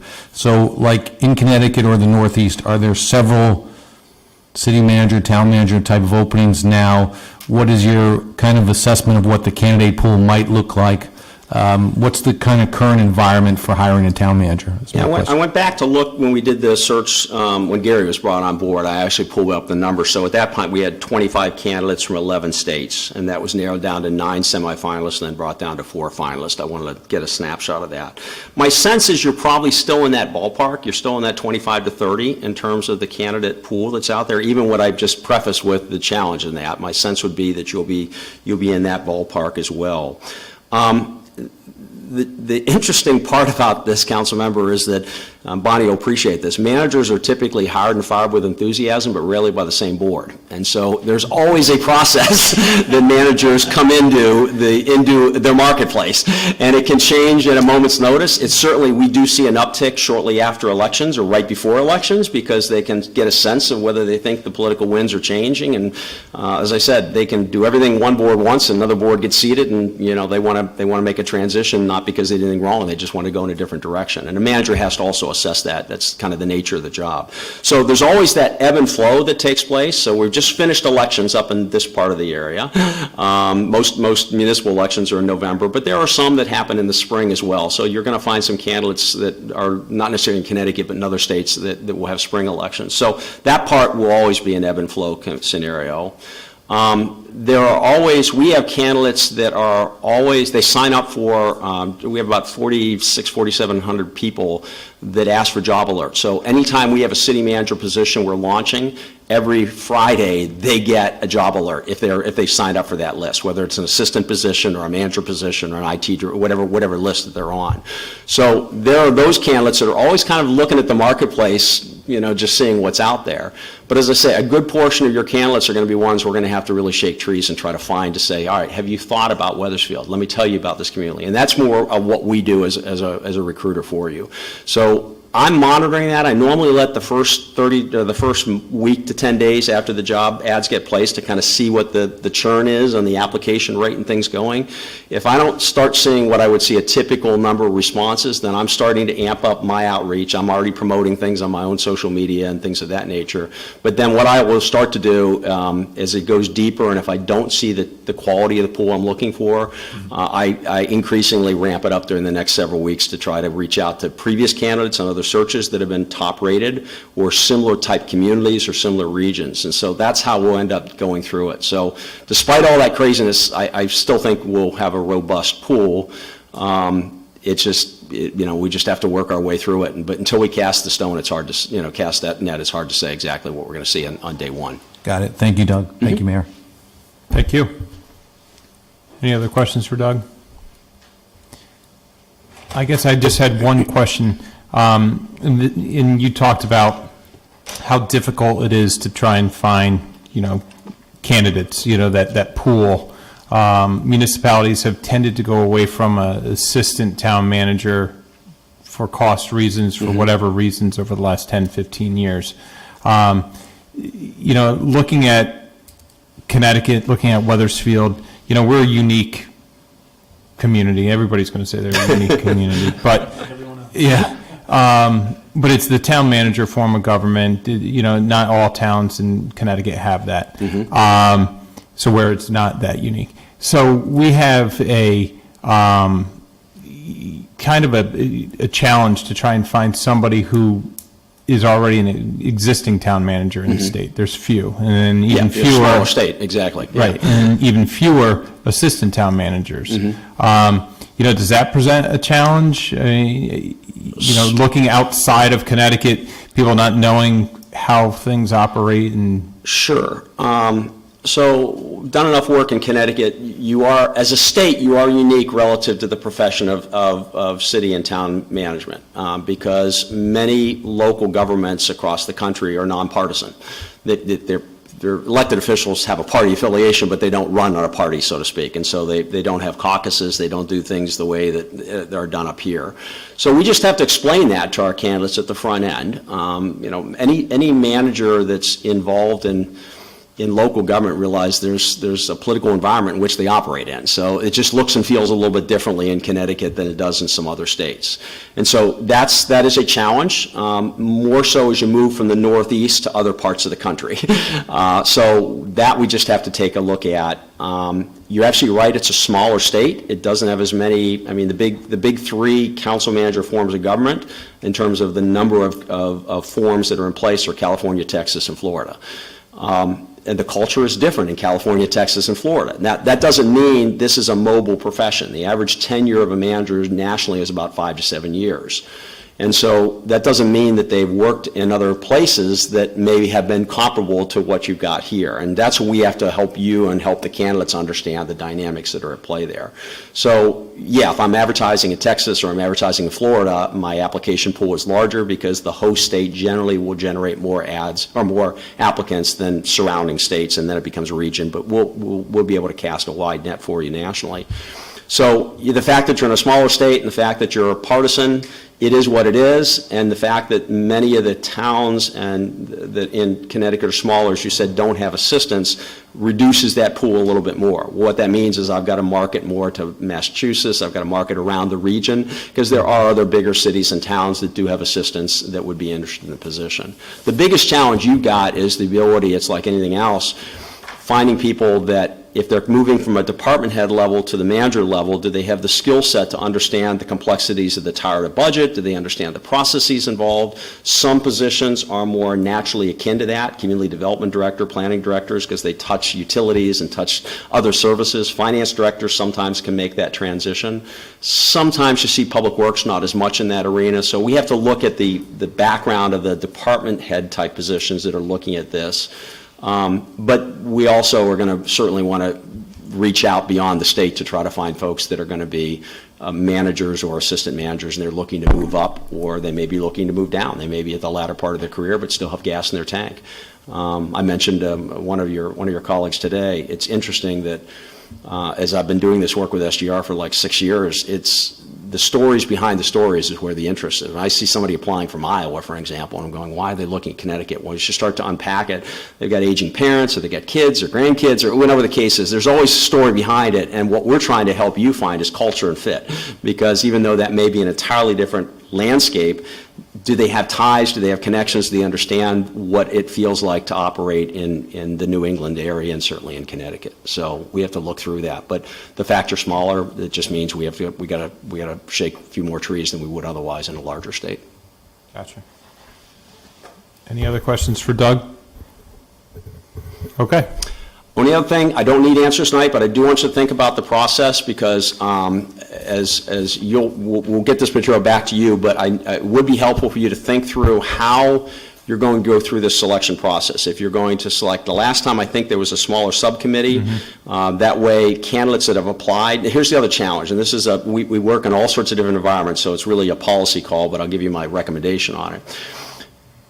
When I come from Florida, everything's a public record. So the minute you apply, in theory, your application could be considered public record if somebody requests it. And that has a chilling effect on candidates that are actively involved in their own communities and thinking about another job. But you can imagine if all of a sudden you are a candidate, you can fall out of favor in your home community pretty quickly. So we typically, to the extent you're able to, either legally or comfortably politically, to try to, at least at the front end of this process, keep it as closed as possible. Because think about it, if I've got 25 candidates and I'm one of 25, I don't even know if I'm going to be a semifinalist or a finalist, but my name's publicized. That puts me at risk, and that works against you getting candidates that would otherwise consider it. Some communities will wait until either the semifinalist or wait until they are finalists before those names are announced publicly. so that you're able to really kind of, if I'm one of 25 versus if I'm one of 9 versus I'm one of 4 or 5, those odds look differently. So I want you to just think through that process. We will react to whatever you want us to do, but to the extent that you can protect the confidentiality of your prospective candidates until they make a decision that, hey, I'm one of 4 or 5, we think that works in your best interest so that they're not jeopardized, because some of those candidates just won't apply if they think they're too much at risk in their home community from there. So give that some thought. We've got plenty of time to talk through that, but I want you to think about that so that I've got some marching orders as we go further. When we're ready to launch, that's when I really need to kind of know how we're going to process, because whether the name's going to be public at the front end or whether they be public at the tail end is something most candidates are going to ask us about. Gotcha. Okay. Okay? Quick comment. Just a quick question for Bonnie, like, in light of that statement, is there any, like, the state rules as far as, like, you know, the open records, or can we keep everything confidential? Because, I mean, I Everything, yeah. totally agree that would discourage a lot of people from even applying. No, it's totally confidential and should stay that way. I mean, absolutely stay Yeah, as long that as possible, I way. think, you know, I would say until the finalist stage, that's my opinion, but I don't know, I mean, Okay. That's typically how it's done, and then we can help you work with a press release. At some point, they become public, and they know that's going to be the case, so they know when they're down to their last 3 or 5 that their names are going to be public and there'll be process involved. But, Bonnie knows this as well. It just has a chilling effect. If you can do it, I encourage you to consider that as well. The other question I've got for you, Mayor, is that I don't know, and I don't need that tonight, but Bonnie and I are going to talk as well. I don't know where you are in a search, and I know one of your colleagues had asked about, can that be shortened? Is there a target date that I need to be tuned into so I can start thinking through what those options look like? And I don't want to put you or Bonnie in the spot. That's certainly not my intent, but you give some thought about that. But it would help for me to know kind of where you'd like to land, and then I can try to come back and give you some options as to how we get there. Well, if you're looking at me, then I guess, probably my biggest thing is just, Ken knows, I have tickets for the Final Four. So as long as I get to go to the Final Four women's basketball, You're going. I'm pretty flexible, so, I see you coming. right, because we're going to go see UConn there, right? So, And the other thing to keep in mind on that Apologize. is to recognize that 90 days under a traditional search, that just gets you to your interview. Then if you're hiring someone, they may have 30, 60, 90 days to unwind where they're at or whether they're, close. All that is another factor beyond that. That's just your decision. So, and I know you're not looking to go through multiple interims. So I'm sensitive to the issue you raised, though. Absolutely. It is hot and muggy in North Carolina in the summer, so you may want to stay up here. it is. Can I just have one other quick? Sure. The only other thing which Doug didn't mention, but I certainly will, is your salaries were way out of whack, and I gave you those salary surveys on purpose. And I know a lot of times when you do advertisements, it will say salaries commensurate with experience or something like that. I will tell you, that's going to limit who's going to apply. They want to see a range, and you want to put a range out there. And I've seen it happen in Connecticut already, is that candidates will go in and they figure, and they're making, say, 180, and you're only paying 150, then you've just wasted their time, and you've wasted your time, and it doesn't make any sense. So you're better to put a range in there, but you'll see when you go through the salary survey, if you haven't, you are low. You are really low for population-wise and what you need done, so. He won't say it, I will. I can address a little bit. I appreciate Bonnie's comment as well. So and there's two schools of thought. I mean, they're both right, whichever way you look at the process. As you know, in Connecticut, we can't ask what they're currently making. That's against the law. But we can ask them what their salary expectations would be if they were appointed, salary and benefit expectations. And so normally what we try to do, if the decision, we have some clients that like to advertise the range. We have some clients that say, no, let's wait and see. And so if they advertise the range, you're going to get that in the process. The downside of advertising the range, despite the upside that Bonnie just mentioned, is that if it's, I'm just going to throw 150, just for the sake of a number, it's not necessarily the market number. Whatever the top of that range would be, you may have some candidates that are close to that would otherwise think about applying for your position, and you're going to be denied the ability for them to consider that position because they're not going to apply. If you leave it open, we're going to capture that at the time of application of what they think what their salary expectations would be. And then you can evaluate that relative to the pool of candidates you've got. So you may have 4 or 5 or 6 candidates that are really strong candidates that are directly on your market range, but you might have 4 or 5 other candidates that have decided to apply because there's a willingness to maybe look a little higher. But at that point, you can evaluate that and saying, yeah, I might be willing to pay higher for the skill set they've got. But if they don't apply, you don't know that. So that's as I say, we do it both ways. So there's a pro and a con to that. All of you are hearing that. I know Bonnie and Claudia are going to send me the salary information that the state has just captured through your colleagues as well. We'll provide some insight there as well. But so we'll talk through that and figure out which way you want to go. So, we're kind of the Swiss. We can go either way on that one. Okay. Okay? Thank you, Doug. Great. My pleasure. Thank you so much. We'll be in touch. All righty.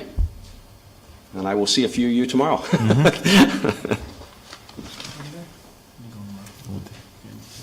Okay, moving on. We don't have any hearings tonight, but we do have the first public comment section. This is an opportunity for residents to speak, 5 minutes, and if there's anybody. Matt?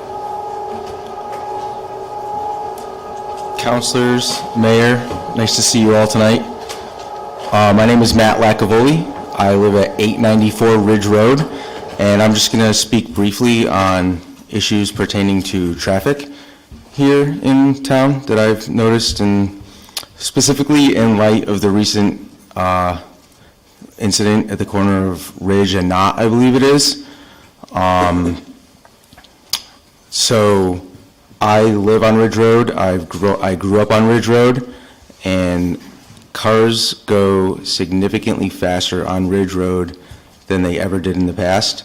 I think it's becoming an issue in town, not just on Ridge Road, on all other roads. My wife and I will sit out on our front porch, and we notice cars going significantly faster than they should be at all hours of the day in all makes and models. On the Silestine Highway, if you're sitting at a red light and it turns green, you still have to look. Cars just blow red lights blatantly. I was driving on Walcott Hill Road by D&D the other day, and there were a couple cars in front of me, and we were behind a school bus. The school bus stopped to pull over, had its flashers on, put its stoplight, put its stop sign out, and a car passed a car in front of it and then passed the bus. So I'm just here to say that I don't know what the answer is. I don't study transportation. I'm not well versed in these issues. I don't know if this is something that we should handle just at the town level, or if this has to be in conjunction with the state, or with our legislature, or with the police department here in town. But I think we need to start looking into ways to mitigate poor driving, unsafe driving, unlawful driving. I know that there have been incidents in the past where we have had pedestrians struck by cars. I don't think that if we don't take actions to mitigate some of those bad habits behind the wheel, that sadly, I don't think that is going to be our last incident that we recently had.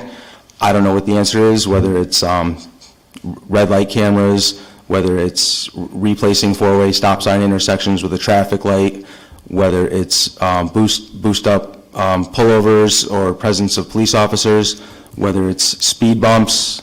But I think that it's something we need to look into and consider for the safety of all of our residents. Thank you. Have a good night.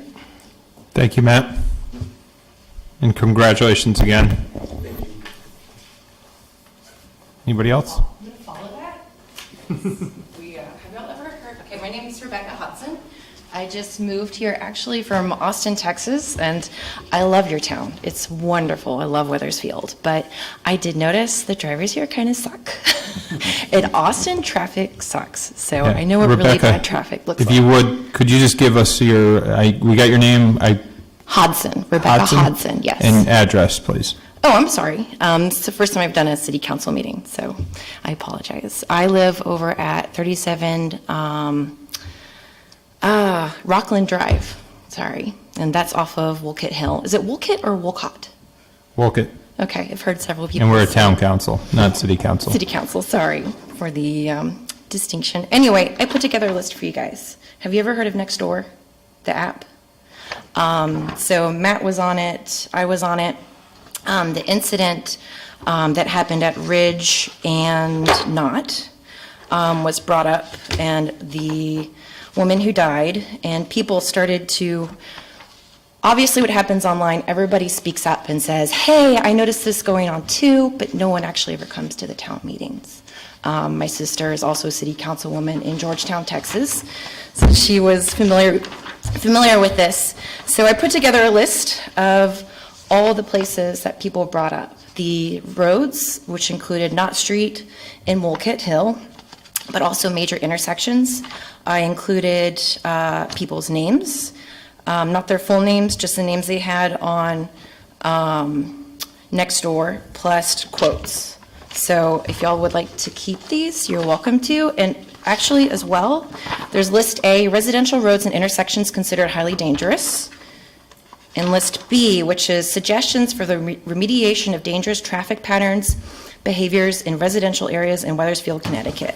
So there's actually a list of suggestions. So I just made a Google Doc, and people were allowed to add to it. I added my own, I quoted people, so I only have like 5 copies. So you might need to make copies. So it's great to be here. I also was really informative with the waste management earlier, and I looked up on the Environmental Protection Agency, half of their waste, half of the waste through the sort of the reclamation management systems, half of it is paper, say like leaves, waste from yards, yard waste, as well as anything that's compostable. So half of the stuff that goes into waste could be composted. And in Austin, people loved composting. It actually significantly reduced the size of the trash cans. It made them smaller. And if you wanted larger trash cans, you had to pay for that.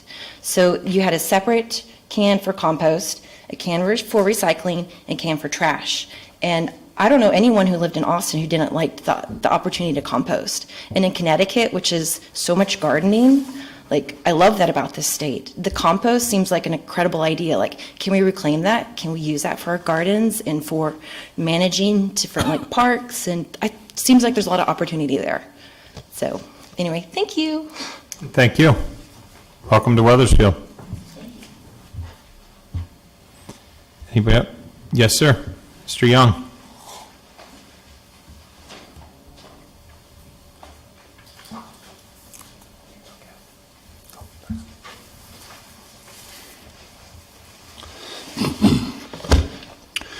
Good evening, Robert Young, 20 Copper Mill Road.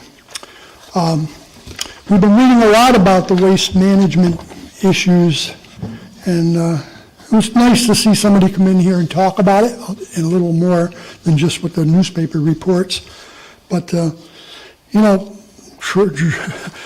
hauling trash from here to Ohio or sending it on a train down to wherever, Alabama, sounds pretty expensive and crazy. And I don't understand why we don't have our own landfills here in Connecticut. Unless we're so fussy, we can afford to send our stuff elsewhere. And I don't think that shouldn't be our position. We should be taking care of our own garbage here in the state. But this was all limited talk, so anyway, the man that was up here a few moments ago talking about the bus, I recall attending a Board of Education meetings where they were putting cameras on the bus to catch people or to take a picture of people who were driving past the bus as it was stopped. You might want to check with the superintendent and see what he has. Maybe they stopped doing that. You know, maybe it was a successful or maybe it was an unsuccessful thing. I don't know. But anyway, prior to Bonnie coming on board temporarily, I think it was in August 2nd, I sent an email to the town manager at that time with an FOI, which was never, I don't know what happened to it, but I never got any results from it. Bonnie, when she first came, she asked me to forward her the information, and she worked on it, and here I am, I'm still waiting for it. And I'm still waiting for it because evidently she got it, and then she says that the town attorney, it's with the town attorney who's considering attorney-client privilege, which I never heard before with how many FOIs I've done in the past. But I understand the nature of the characters or the individuals who I'm asking this information on. Maybe that's why. But I really find it kind of, one, it's taken forever to get this done, for me to get that information. And two, now it's sitting with an attorney, reviewing the information. I don't think you can say much about service. Service is turn it around and get it out to the customer, but it's not happening. Tonight, you're going to also discuss the budget, the issue with the Historic Society and Lucky Lou Bar down at the Standish House. I've talked about the Historic Society getting the lease from the town of Wethersfield back many years ago. And I've criticized it, and I'll continue criticizing it.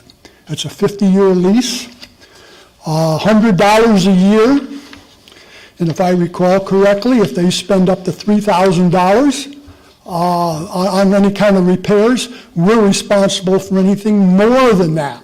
Yet we only get $100 a year. And don't forget, they come in and they give you a rope of onions. Those onions are the most expensive onions you'll ever find in this world.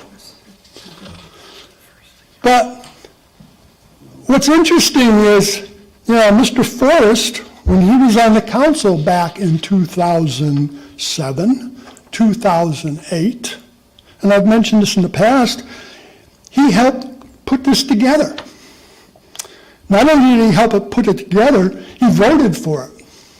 I sat in the meeting at the school next door when it was presented and didn't even know what was going on. I mean, there was no talk. It was just, it passed. Mentioned it, and it just passed, and nobody knew about it. It took quite a while before the minutes appeared online for that meeting. When I say a while, it was a year or a couple of years, and I kept going back looking for it and couldn't find it, and I had to contact Dolores, who eventually found it and put it online. Now, in this little agenda item here that we have on the subject tonight, the town manager's comments are, my only concern is the length of this current amendment, which would bring the agreement to 2047, which is a long period of time for any lease. But then, this lease was put together in 2007, and they voted on it in 2008, and the town manager was Bonnie Therian. Do you recall that, Bonnie? You were town manager at that time. Mr. Young, your When 5 this was minutes occurring. are up. All right, my time is up, but the fact is, here we are. Here we are, folks. We have a problem that's very serious, and we have no say. I'll be back. Thank you. Thank you. Anybody else wishing to comment? Mrs. Keene, then Mr. Brady.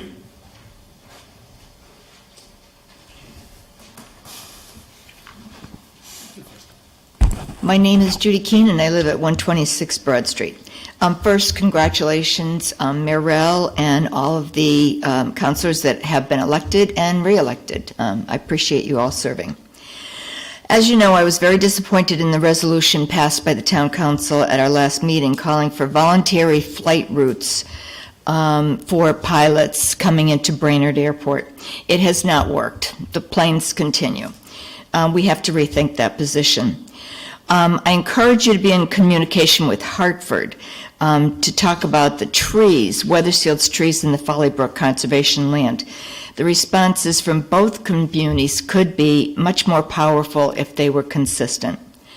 Safety continues to be an issue for me. With yet another very small plane crash, a very publicized plane crash recently. Sadly, an instrument-rated pilot, Glenn DeVries, who had gone on Jeff Bezos' Blue Origin's spaceship, died with another passenger when their small plane that he was piloting crashed last week in New Jersey. I just fear that this is going to happen in Weathersfield, that we're going to have a very bad accident. If the pilots from Brainerd cannot follow simple direction to avoid Old Weathersfield and to at least maintain 1,000 feet, how can we avoid an accident? And I've said it before, remember, we do not have air traffic control at Brainerd to monitor and facilitate flights. Again, although the airport is in the Hartford area, the many benefits to Weathersfield residents that might come out of Hartford acquiring that property, including parks and trails, and yes, there would be redevelopment, but there would be a lot of other areas that Weathersfield residents could enjoy. The first step that we need to do is to stop the trees from coming down. Please do not sign the lease agreement, the license agreement. On an entirely different topic, I do encourage you to think about going with a green barrel to lower our costs going out of state. I feel very badly for Alabama. I don't think they have the same watchdogs that we do in the Northeast. And I think that even if if residents could pay to have a green barrel for compostables and, real garbage and yard waste, I'd be willing to do that. I think that most people feel very environmentally recharged now. I think that we need to start small here in Weathersfield. So thank you very much. Thank you. Mr. Brady.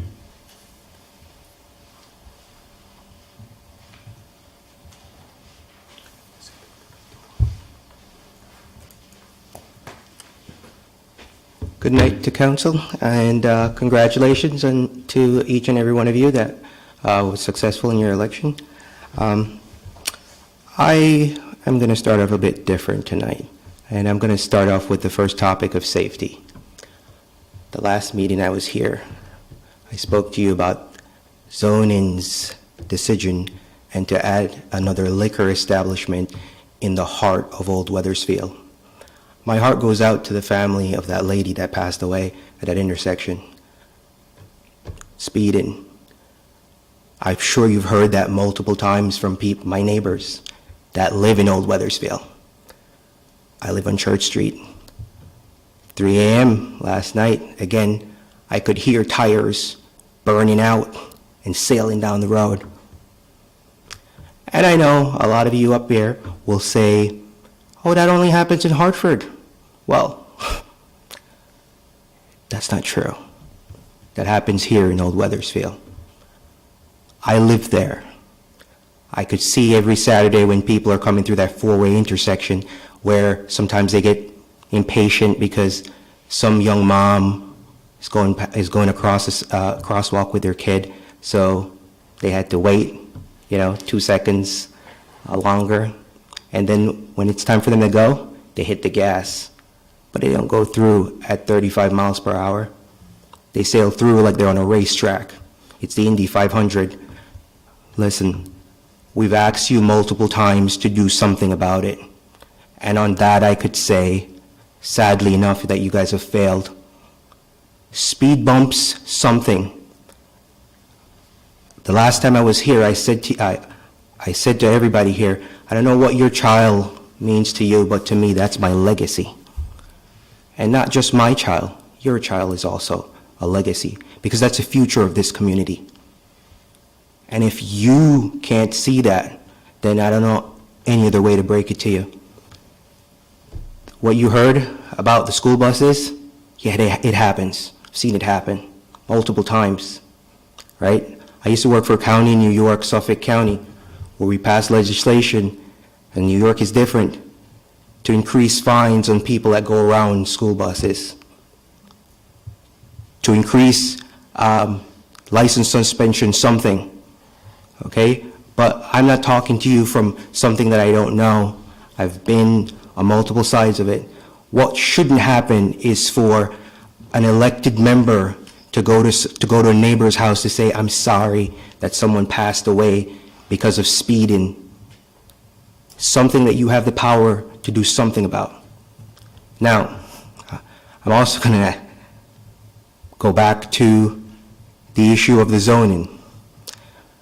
While I thought it was inappropriate that a member of zoning was going to say that for the property that's next to me that's going to put a brewery, that they make only $8,500 on taxes and could easily make 35, and therefore, if you pack it the way you're talking about packing it, we could get 50.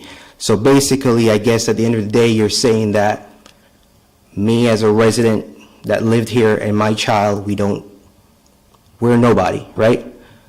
I'm sure all of you guys know studies, you've read multiple studies, as whether it be about involuntary discrimination or some form of discrimination. But let me explain something to you. Land use is another way that people use to discriminate against other folks. And maybe my house doesn't matter because of who I am or what I look like. But my question is, if it was your child that was next door, would you want to be there with a bar next to you that's said to close at either 10 at 11 or 11 o'clock at night when your kid has to go to school? Sleep is a vital part of being a human. We sleep a third of our lives. Don't know if you know it, but don't take my word for it, look it up. It's important for functioning. And for someone to blatantly disregard my child, my family, I'm a taxpayer. At the end of the day, that's disheartening. When I came to this town, I put everything that I've learned in practice to give more than I take and to always give back. I think I've tried and I've done that here. I've taught my kid that, to treat people the way you want to be treated, and don't treat them any way different because you think they may look different or they can't perform to your level. Those are values that I thought that we all shared, but in some case, I guess, unfortunately, it's not so. I'm going to switch gears a little bit here because there's an issue now of public trust. In the interim of this establishment was going to be put next to the house, neighbors, after they found out what was on the application and what the applicant told us turned out not to be true, signed a petition that they did not want that specific application to go forward and that the board need to put the brakes on it.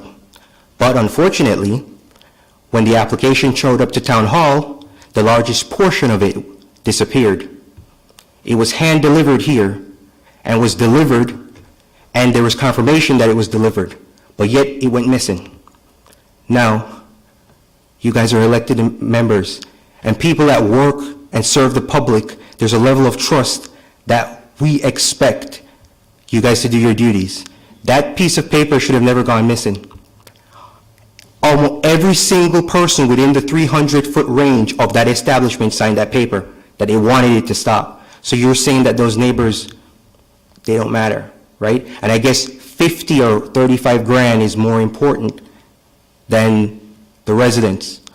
I heard the mayor at your invocation said, we want to make Weathersfield safe. Mr. Deputy Mayor, you also said, and I hope I'm quoting you correct, you want Weathersfield to be somewhere where young families will want to come and raise their kids. Well, let me explain something to you. No young family will move into Weathersfield, and I repeat, no young family will move into Weathersfield to put their kids next to a bar. That is the truth. You all know it within your hearts. And to put that much alcohol in that density of an area is absolutely wrong. Not only that, you've made it very clear that you're not going to do anything about speeding. And may I also add to the police department that is overworked, on demand, and stressed. You don't have enough police officers. But you're packing up, you're looking to pack up the town though, right? For a couple dollars. I am going to ask you guys, again, safety should be a priority for the next 2 years that you're here. Safety should be a priority. Speeding down residential roads is not acceptable when the speed limit is 30 miles an hour, and people should not be going 60, where kids are on the road. That should not happen. And I'm going to end right here and say, composting is also a very good thing. You should look into it. Paul, can we just get your address? Sorry. 1618 Church Street. Perfect. Thank you. Anybody else? Shannon?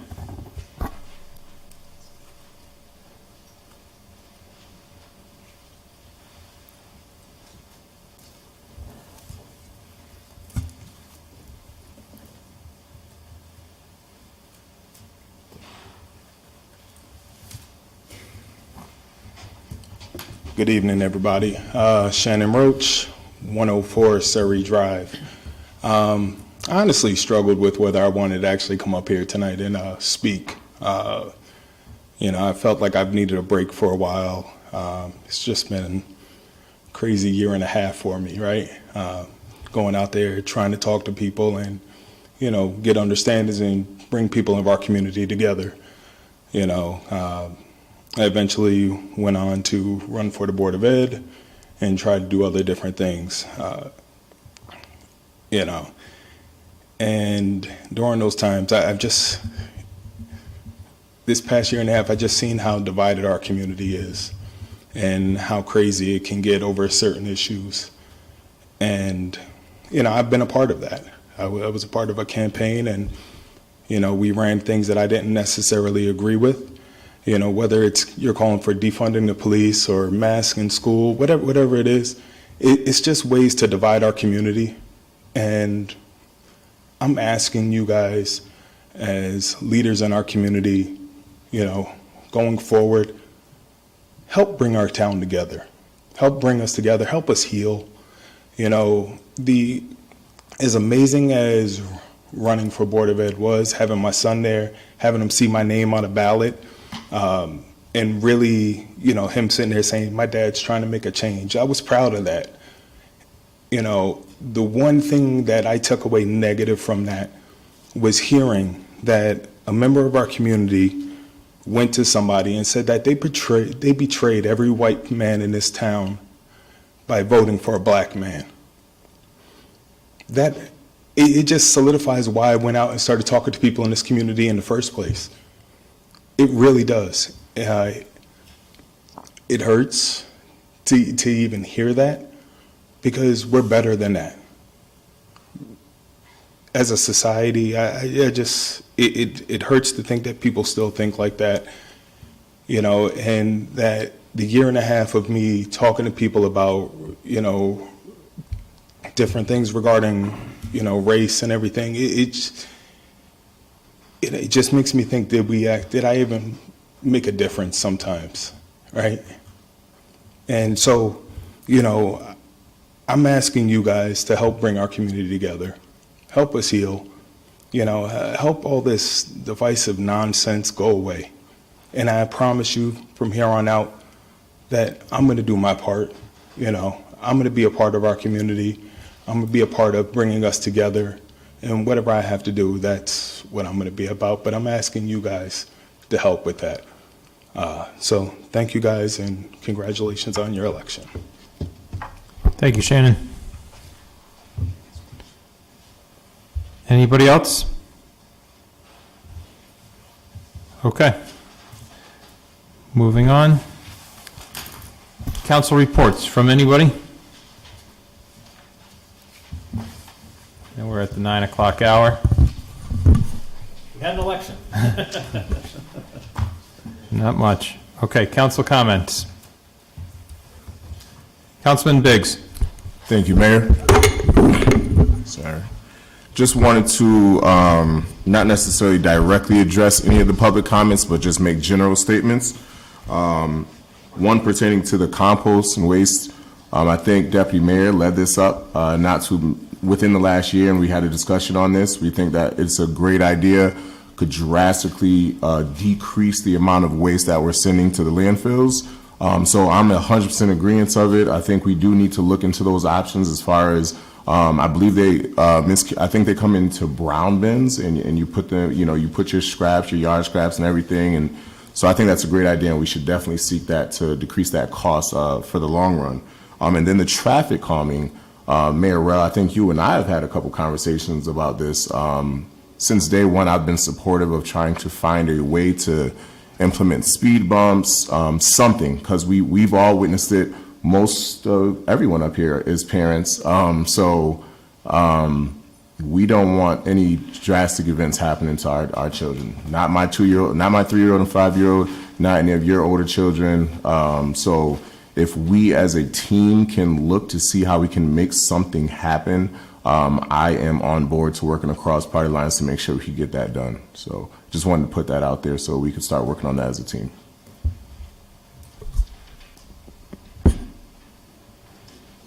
Anybody else?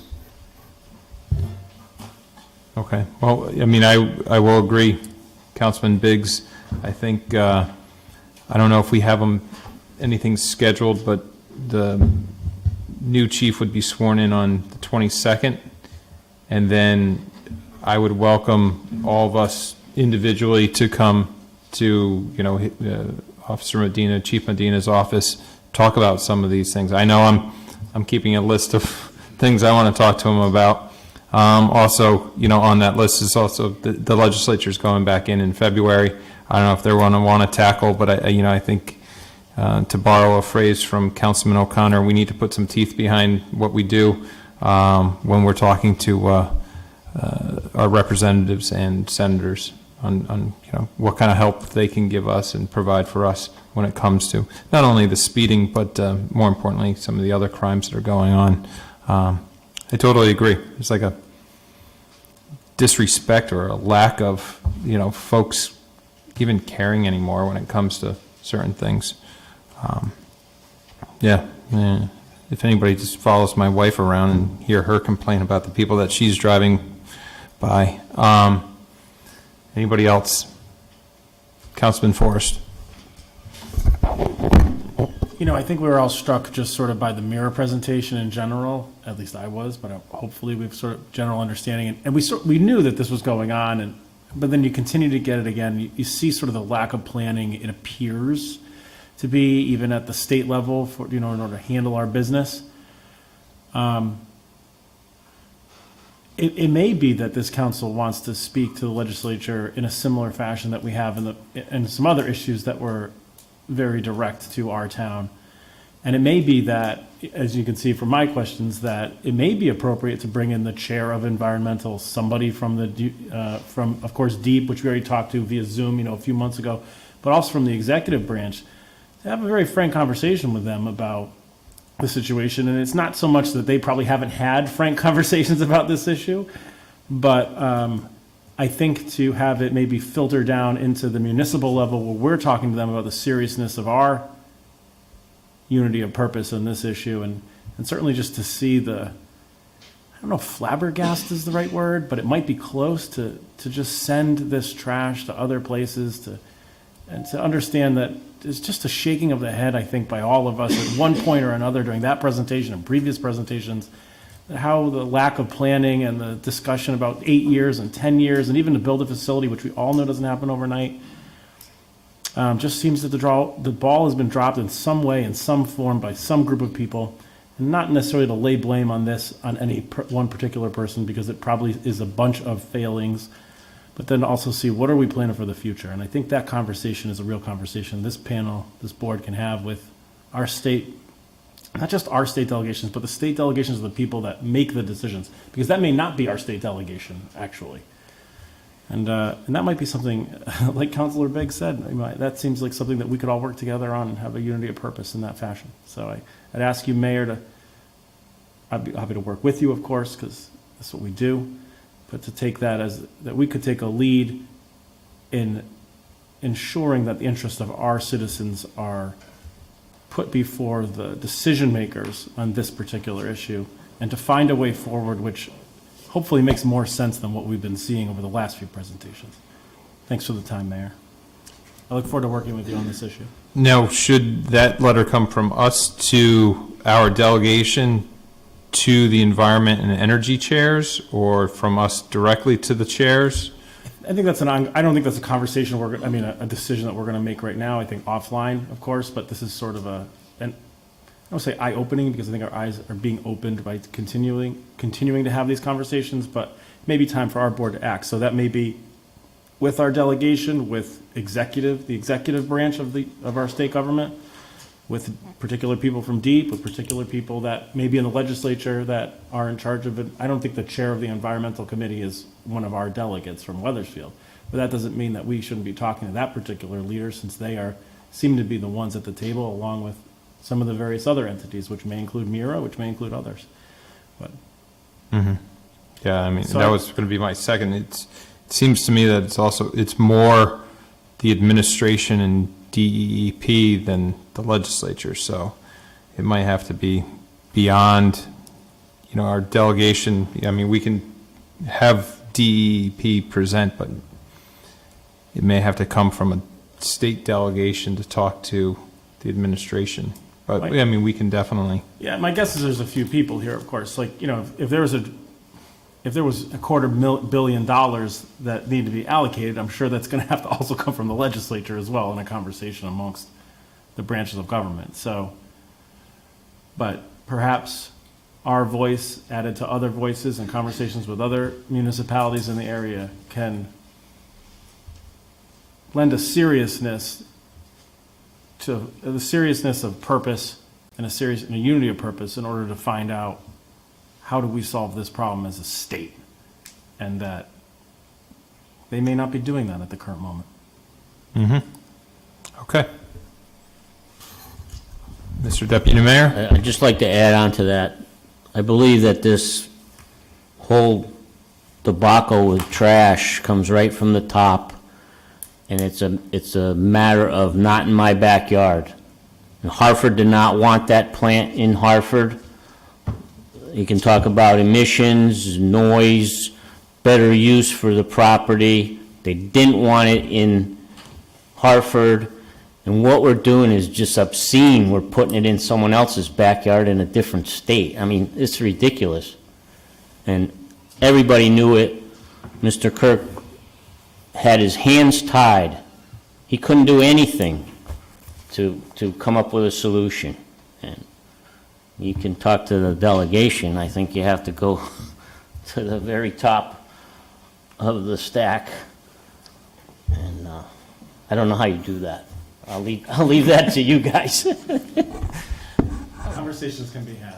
Can I just add one thing? I think that, I think this is sort of timely in a way. I mean, I think we should get a move on, because obviously that giant $1 trillion infrastructure bill was just passed.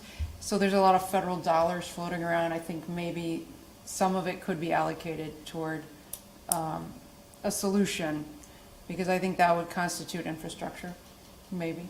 And so I feel like the time is ripe. The state could step in if enough towns, complain to the state and really point out, like what you said, it is obscene that it's an environmental, Connecticut prides itself on being, environmentally progressive, and to take this huge step backward and, to increase pollution by shipping our garbage on trucks and putting it in a hole in the ground in another state, it is kind of ridiculous.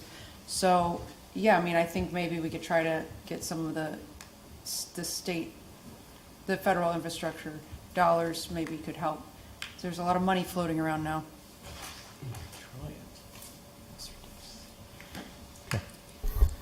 Anybody else? I mean, I had some stuff, but Doug Thomas answered most of those. I will remind everybody, thank you. I think a couple of you guys got back to me with your liaison appointments that you would want to be part of. I'm not going to say it's first come, first served, but there are some duplicates that have already come out. There's going to be about 9 chairs or liaisons to the Veterans Commission. But no, just joking. No, just get those to me when you can, and then I'll do my best, and I'll work with Bonnie to kind of look at everybody's schedule and see if we can fit a good match with everybody. I did want to put just a quick plug in. The Weathersfield Volunteer Ambulance Association is doing a Turkey in 30 this weekend, I believe from 10 to 5 at the Ambulance Association on Prospect. Obviously, I mean, it goes without saying, every year it gets more and more difficult out there for a lot of families struggling, and I know, Kenny, you've been working on it. It's a turkey and a 30, $30 a turkey, non-perishable food. All is welcome, especially this Thanksgiving. Hearing quite possibly there's some delays with getting food ready for the holidays, getting it on the shelves. So if people can, buy up some extras now and give to their neighbors, the Ambulance Association is taking that both Saturday and Sunday this weekend. And that's about it. Oh, yes. Yep. Thank you. That may be on my other, down here. It's always good to have a town manager keeping you in check. We're going to schedule some times to meet with the school administration to tour the 5 elementary schools at first, and then do a tour of the high school and middle school.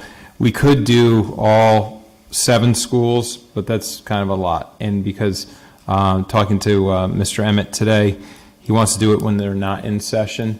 So that's typically 3 o'clock in the afternoon on. If we're talking 8 or 5 hours, that gets us till 8 o'clock. So maybe break that up into 2 days, elementaries and then high school and middle school, and then a third day to do a town building tour as well. Schools for 2 days and then town buildings for 1 day. Don't know the dates yet, but expect them to be 3 hours for the elementary schools, 2 hours for the high school and middle school, about 3 hours for the town buildings. In town buildings, we don't have to do off hours. We can do those throughout the day. If I remember, Kenny, you and I walked around, and it was pretty cold that day. We were in and out of the town garage, if I remember correctly. Correct. Yep. So, okay. So plan on those. You'll see an email. We'll probably throw out a couple dates, try and work something out with everybody. Okay. Moving on, town manager's report. Just one quick thing. I wish everybody a happy Thanksgiving. I'm going to be away. Kathy Bagley will be in charge, and I'll be leaving Thanksgiving morning and be back in work Tuesday afternoon. So Kathy will be able to get me, so I just hope everybody gets a turkey this time. Thank you. Have fun. Oh, I will. And Sue, do we have anything from the town clerk? I have nothing to report. Okay, very good. Moving right along, going on to council action, I believe we have a couple, I don't know if we have, do we have any? Yeah, we have one resignation from Matt. Ready? Yes. I move the resignation of Brian Zito, 55 Charter Road, effective November 22nd as constable. He did serve on a term from 7/6/20 to 6/30/22. And also the removal of Brian Zito, this is his resignation, from 55 Charter Road. He served a term on the Personnel Appeals Board from 8/2/21 to 6/30/24. And both of those are effective November 22nd, 2021. Okay. Second. Motion has been made and seconded. All those in favor signify by saying aye. Aye. Opposed, nay. Ayes have it. Motion carries. And now on to appointments. So we have a number of appointments to the Economic Development and Improvement Commission. I make a motion to appoint the following: Thomas Carlson, 12 Avalon Place, Term is 7/1/21 to 6/30/24. Leslie Civitello, 9 Bittersweet Hill. Term is 11/15/21 to 6/30/24. Bryce Hardy, 297 Hartford Avenue, 11/15/21 to 6/30/24. Judy Keene, 126 Broad Street, 7/1/21 to 6/30/24. Thomas Penelo, 66 Bolter Road, 7/1/21 to 6/30/24. Soliday Petrozello, 538 Main Street, 11/15/21 to 6/30/24. Deborah Raymond, 8 Rayner Lane, 8/15/21 to 6/30/24. Mark Trahan, Chair, 21 Robbinswood Drive, 7/1/21 to 6/30/24. And to the Redevelopment Agency, Thomas Carson, 12 Avalon Place, 7/1/21 to 6/30/25. Leslie Civitello, 9 Bittersweet Hill, 7/1/21 to 6/30/22. Judy Keene, 126 Broad Street, to fill, I don't know who's that, Paul? Dennis? Dennis- May have been Dennis Paul, 7/1/21 to 6/30/23. Thomas Penelo, 66 Bolter Road, 7/1/21 to 6/30/26. And Mark Trahan, 21 Robbinswood Drive, 7/1/21 to 6/30/26. Second. Did we have some walk-ins? Oh, thank you.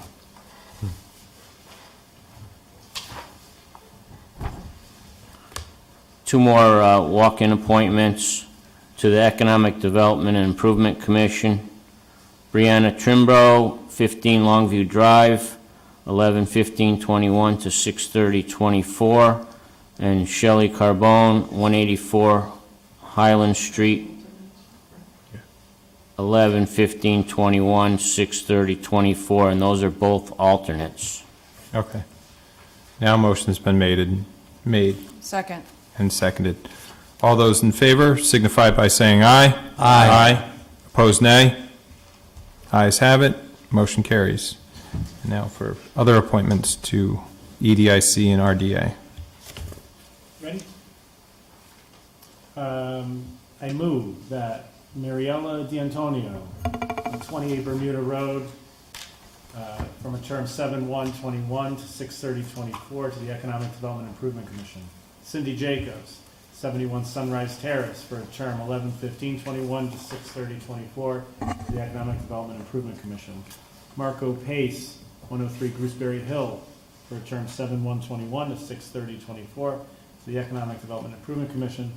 And Tony Martino, 374 Highland Street, for a term 7/1/21 to 6/30/24 as an alternate to the Economic Development Improvement Commission, along with Mariella D'Antonio, 28 Bermuda Road, to fill Ms. Zach seat, 7/1/21 to 6/30/24 to the Redevelopment Agency.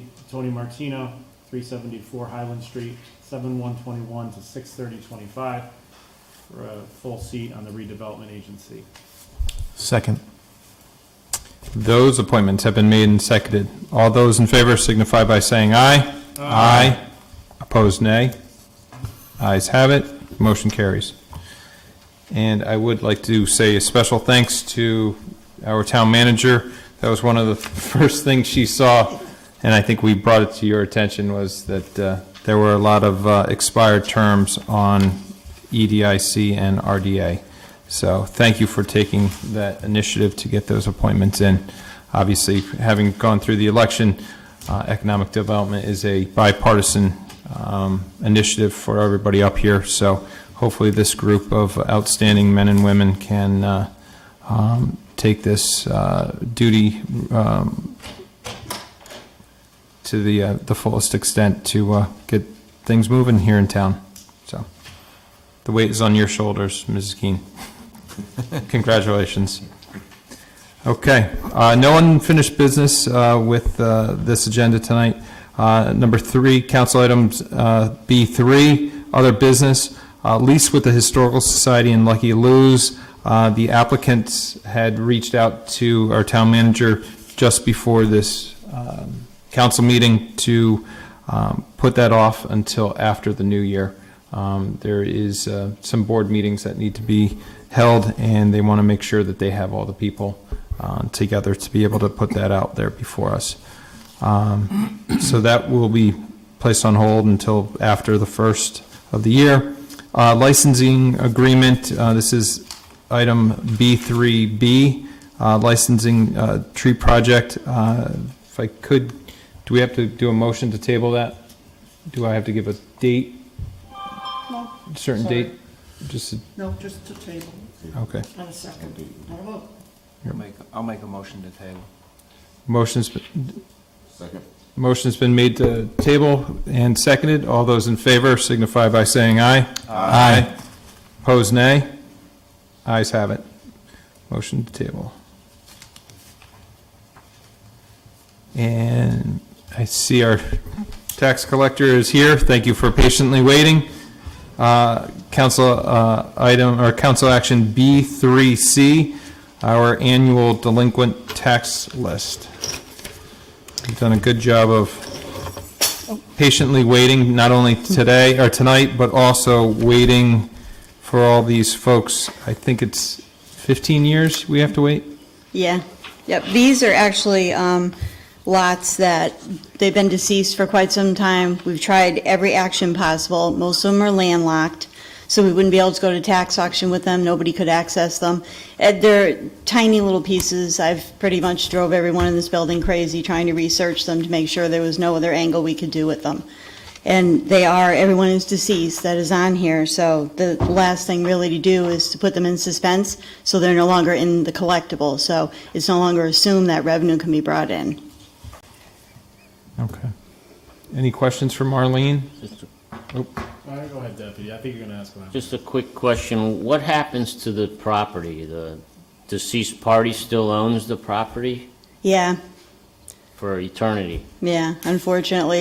Some of them, we reached out to the children, and they didn't go through probate with it, and they don't want anything to do with it, so there's not really, I can't force it on them, so there wasn't really much we could do. So by putting it in suspense, you'll no longer, it's not like it's going to keep coming up every 15 years. It'll still remain on the tax rolls. It won't be part of the collectible. Every year when the grand list comes due, I will go in and suspend it, so it won't show up in the numbers.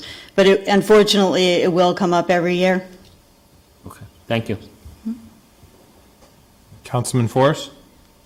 Yeah, so these properties, are these houses? No, they're little pieces of land. They are just a little piece of land, and the I guess the downside is, like, we wouldn't want to acquire the land through the next step, because then we'd have to maintain this land, because we would own it. Exactly. Unless we acquired it and then sold it. We looked into that when Jeff Bridges was a town manager. He formed a group of people, the building got together with us too, and it's not worth the town's money to go through the process to do that. What was sorry, Bonnie, you chimed in there. What was you tried, but there were, Nobody's interested in those pieces. so it just doesn't matter, and it would just They're either landlocked or they're too small, you can't do anything with it, so they just sit there. Interesting. Okay. Thank you for the Want to information. buy any? Ryan, Councilman Biggs. Thank you, Mayor. Just from a perspective of maintenance and care, what happens to those properties when they're not being maintained, and what can we do if they're not being properly maintained? Well, I mean. Are we just taking that cost? Oops, sorry.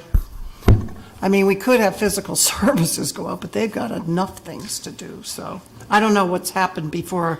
A lot of them are located, they're not like within the perimeter of anyone's property or on the street where you could go there and you wouldn't notice they're overgrown. A lot of them, like one of them is behind near the railroad tracks over there.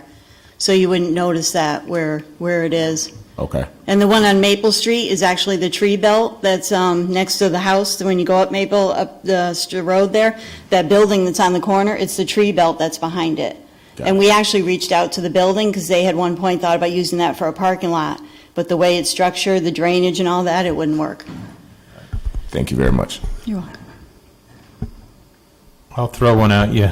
The property on Copper Mill, I think it was the Berry on Maple.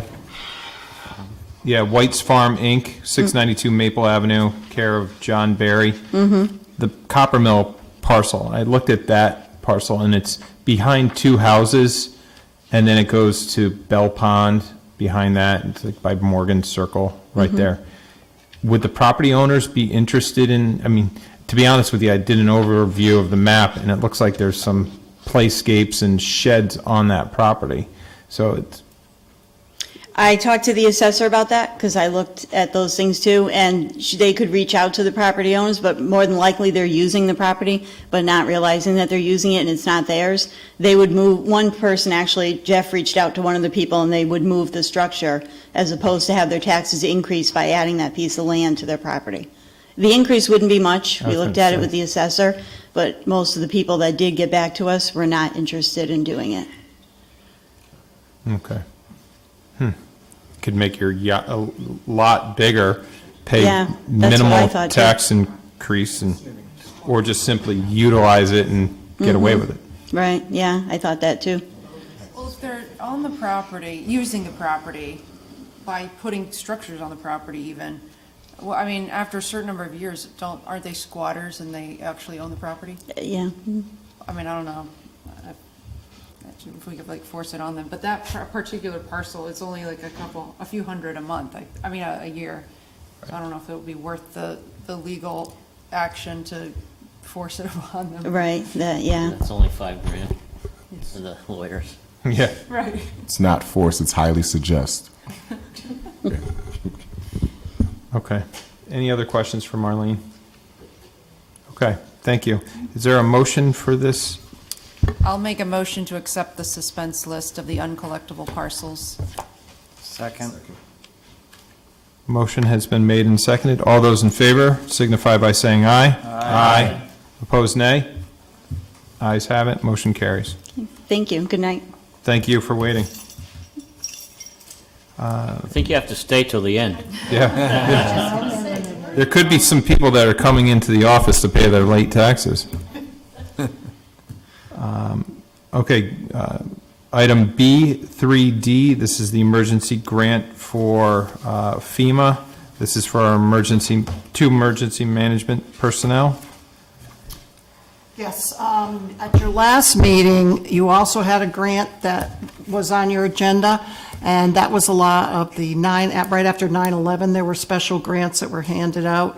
This is one that just goes to offset the stipends that we give to the two emergency management coordinators, and there's also some dollars, not a lot, that they can use for purchases for emergency management, so. This is just a routine. It's been coming in for years. Okay. Any questions for Bonnie on this grant?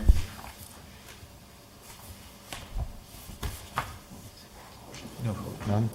Okay. Seeing none?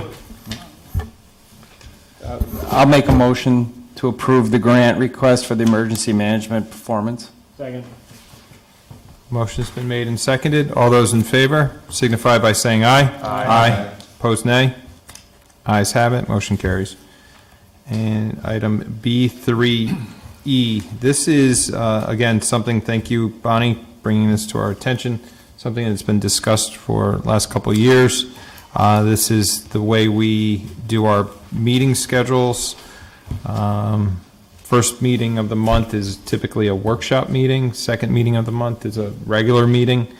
But again, there's very little difference in some of the actions that we take during these meetings. So, I don't think there has to be any action taken tonight, but no, we should probably discuss possibly going back to the way we had it before, where there were committees. I know Jeff Bridges, when he was town manager, didn't like that and freed up some folks' time by getting rid of those meetings. But, if we were going to keep it the way we do it, then we truly should have a workshop meeting as the first meeting. and then actionable items voted on at the second meeting of the month. I thought we wanted to have it, each meeting be a regular meeting. Yeah, we could. If I Yeah. can just say, I mean, I don't think there's any way that we can have only one meeting a month with action items. It's going to delay grants, it's going to delay a lot of things.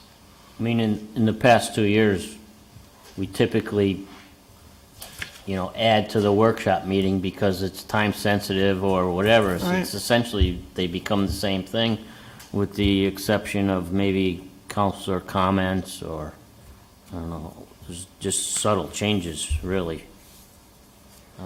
I don't see why we couldn't just have it be the same format for both meetings. I agree. I mean, if you want, I can just revamp the rules and procedures to reflect that, but if there's other comments or any changes you want to make as a new council to the rules and procedures, then somehow I need a vehicle, either a subcommittee or somebody's got to get back to me with any other changes they want, and then I can bring it back to you. Okay. So just as, if you're going to sort of consider maybe some tweaks, I would, let's have some discussion about it, let's have some thought about it. We went out of the committee process because we were consistently, two reasons. One is it was really terribly inefficient, and that was for all of us. And secondly, we were getting into situations on a regular basis where, well, the committee met and make a recommendation, but I wasn't on the committee. So now I'm up here asking all the same questions again, and we would just go through it again, and it was happening time and time again. So you'd have a committee as the whole for a majority of the major situations, whether it be Mira, right, or whatever. So we get all of our questions out, we'd be on the same page. And the concept at least was, it's not perfect, but the concept was that, we could have this workshop meeting where we could get all this out. So then when we hit the next meeting and we're hitting a vote, we weren't then getting to it wasn't an instance of first impression for everybody. And it was sort of more equitable or fair, and at least it got us on the understanding. We may have liked it or not liked the outcome of whatever the vote was, but at least we had our questions answered, we had our questions asked, we had 2 weeks to reflect. And even this council, even in this situation, we've had situations where it come up, they're like, well, why didn't you bring that up before? Why didn't you have enough time? Why didn't you, blah, blah. So by having the one and then the second where you had action, generally speaking, it stops a lot of that. And it allows us to have a fruitful conversation, a thoughtful conversation, and decision is made. And not sort of the last minute stuff. And, Councilor Cotton and I, we get all upset about, why are you getting this at the last minute? We have to to decide these things within 24 hours. Like, why wasn't this brought up before? And at least provided a context for doing that and at least a process. But yeah, I mean, obviously we've been putting action items on the workshop meetings. And so maybe there is a little tweak there, but I would caution before we want to go back to the way it was before, because there's a lot of positives with at least some of the concepts that we put forward. Food for thought, and if you want to put a little 3-person committee together to sort of review it and some of the other things, that probably would be appropriate, but wouldn't want to shotgun something right up here, or just say I don't like it, let's go back to the old way, when a little conversation would probably go a long way. Mm-hmm. Food for thought. Just, I'm in agreement with what you're saying, and the term workshop, to me is like everybody rolls up their sleeves and gets something done.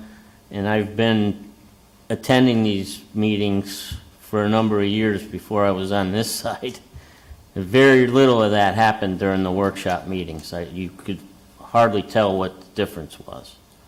So, the only other comment I wanted to make, and like I'm in full agreement, have some kind of committee meeting or whatever to work all the intricacies out. There's a little conflict about the public speaking in this document.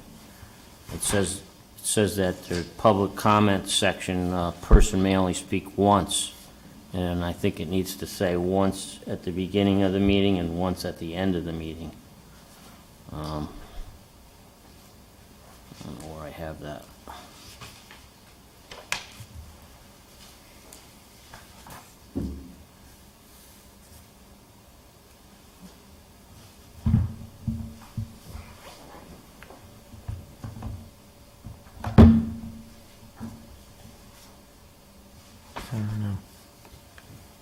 it's item 3 on the first page. Each speaker shall limit his or her remarks to 5 minutes and shall only be heard once. So I just, Oh, I see what you're saying. it conflicts with the Yeah. format of the meetings. But we could work Yeah, on all work on that that, yeah, stuff right. when, I just wanted to bring it up. I had made note of it. Thank you. Okay. I think I know 2 people who serve on this committee. I would just like to make note that I heard the deputy mayor say he agrees with Counselor Forrest. I think we need a neutral arbitrator, a third in that committee, maybe the former deputy mayor. Deputy. Deputy. Okay. Yeah, you know, I'm in agreement. We can probably make something that was changed to make it more efficient and better. You know, let's see if we can work it a little bit better and tweak it. Okay. That was just a discussion item. So who's on it? I'm sorry. Tom? Well, Oh. I mean, we can either appoint it now, or if folks want to weigh in. Well, it would take a, I mean, if you want to, I have to take a look at what the technical procedures are, but I don't know, it may take a vote of the council to create an ad hoc committee. And then that, you know, and then you could just appoint, you could appoint the mayor to appoint the people, you know, you can do anything you want, but it may take a formal vote to create the ad hoc committee. Yeah, I wouldn't do a, I don't, although I respect you, Mayor, I'm not sure you quite have that power. yeah, I in- don't In think, the rules. may want to just, may appoint, well, how would we do this then? Is it pressing right now, or can we just sort of chat about it at the next meeting, we'll come up with a system? I don't know if it's pressing for you right now. Well, I think as a new group, I think it's important that you set that up as soon as you can.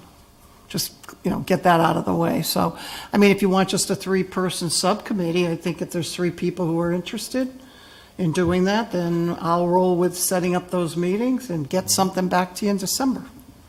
We could talk about it at the next workshop meeting.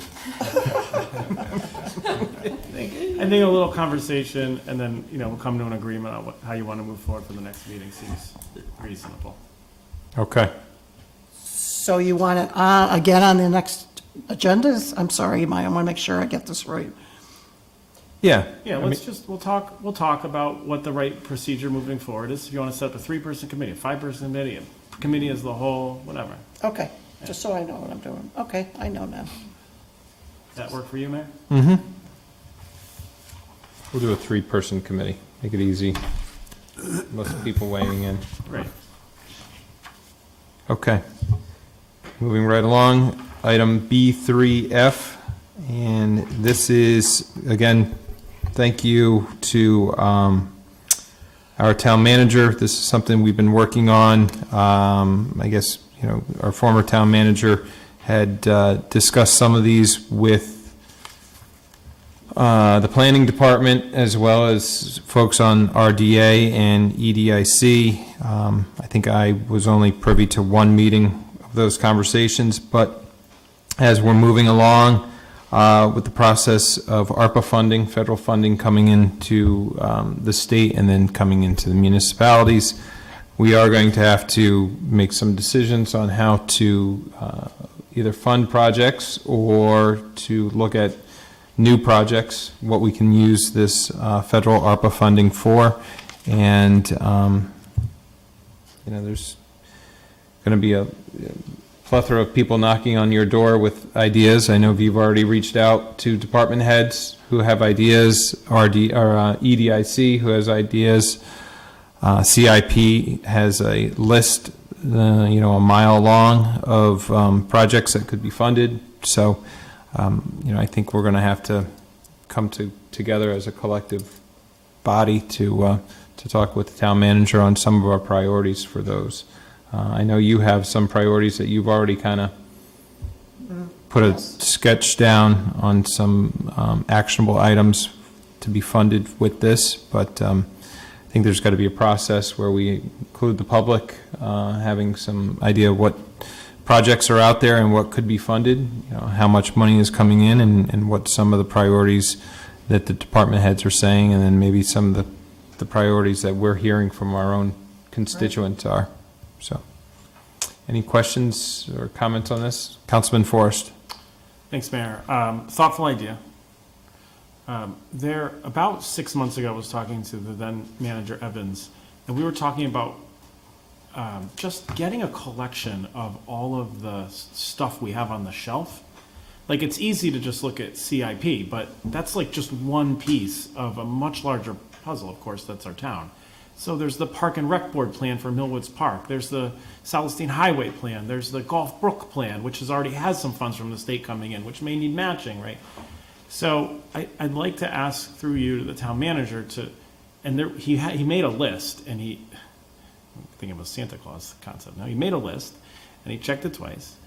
And he just never got me, at least, all the plans that were on this list. And so I'd like to be able to put together all of our plans that we've sort of had in pieces and be able to at least get a 10,000 foot level view of, okay, what do we have on here? What have we sort of pre-planned for? And then that will help us start to give us a chance to prioritize. Like, so I'm not thinking about and including possibly an understanding about the renovation of some schools that I think, all sort of see in the near future.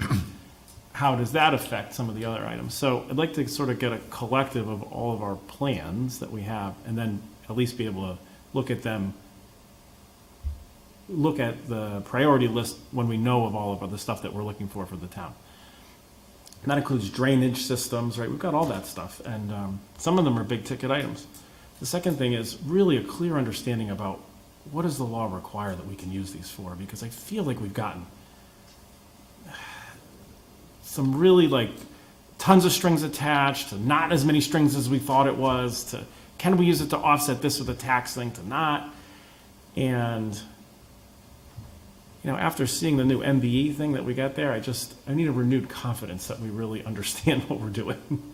And so I think those two items is something that I'm going to be requesting from the manager's office. I hope that we can support those similar requests so that as a council we can understand what we're dealing with and then what are the strings that we can use this money for. Councilman Lesser. Thank you, Mayor. Yeah, I think this is a great opportunity for Weathersfield. We can make some really important targeted investments that can help us for a long time. Couple suggestions: I would love to see us maybe have a subcommittee, number one. Number two, I'd love to have some forum for public input. And three, and this is going with Councilor Forrest's comments, maybe we can get someone from the state to come in and talk to us about some of the things that this money can be used for and what some of this money cannot be used for. And maybe we can have a little presentation about that, because this is such a great opportunity for us in Weathersfield. We want to, make as informed decisions as we can, and I really think we need to get a process in place as soon as possible. So, I would recommend the committee, recommend some way to get public input, and recommend someone from the state to come in and what we can spend this on and what we cannot spend it on. Thank you, Mayor. Mr. Deputy Mayor? So, just had a brief conversation with Bonnie. This Michael Mazinski evidently has a good handle on what money can be used where, just as you were saying.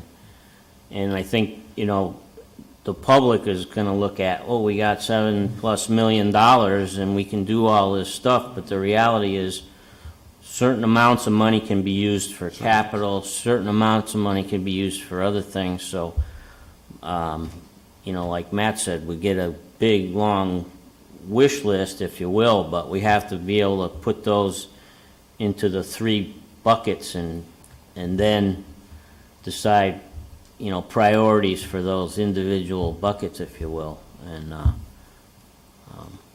Agree. Committee, I'm not sure the best way to do it. I'm a little concerned about opening it up to town-wide, where you have similar to the I saw some of the results for that Keisha Farm Committee survey. You get 50 people with 50 different suggestions, and it's hard to kind of narrow it down. So I think if we got a handle on what we could spend, how much for each category, if you will, that would be a real good starting place. I agree. Councilman Hill? Thanks, Mayor.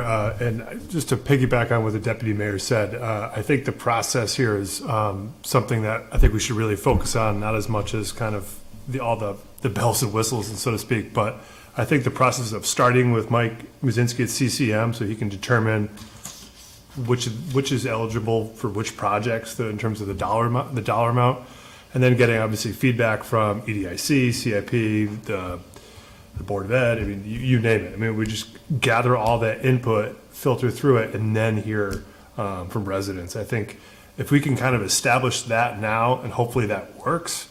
Remember, we have this infrastructure bill, so we're gonna have a next influx of dollars coming into the town, and we could have another one even after that. So to setting up this process, I think, right the first time is gonna bode well for us in the future.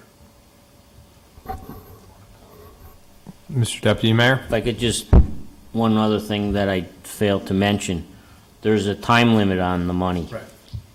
So, you know, if we can have a lot of great projects, that there's no way we're gonna be able to complete them all for, you know, infrastructure or whatever it may be. So that's gonna be another deciding factor on which way we go. So just to follow up, thank you, Mayor. Bonnie, can we ask Mike to come in at one of our next meetings? Is that? Yes, you can. The reason I was chuckling a little is I think I could have talked to that guy for 3 hours straight, myself and the department heads, because you've really got to understand, you know, there's different pots of money, so what can that pot be used for? What can that pot be used for?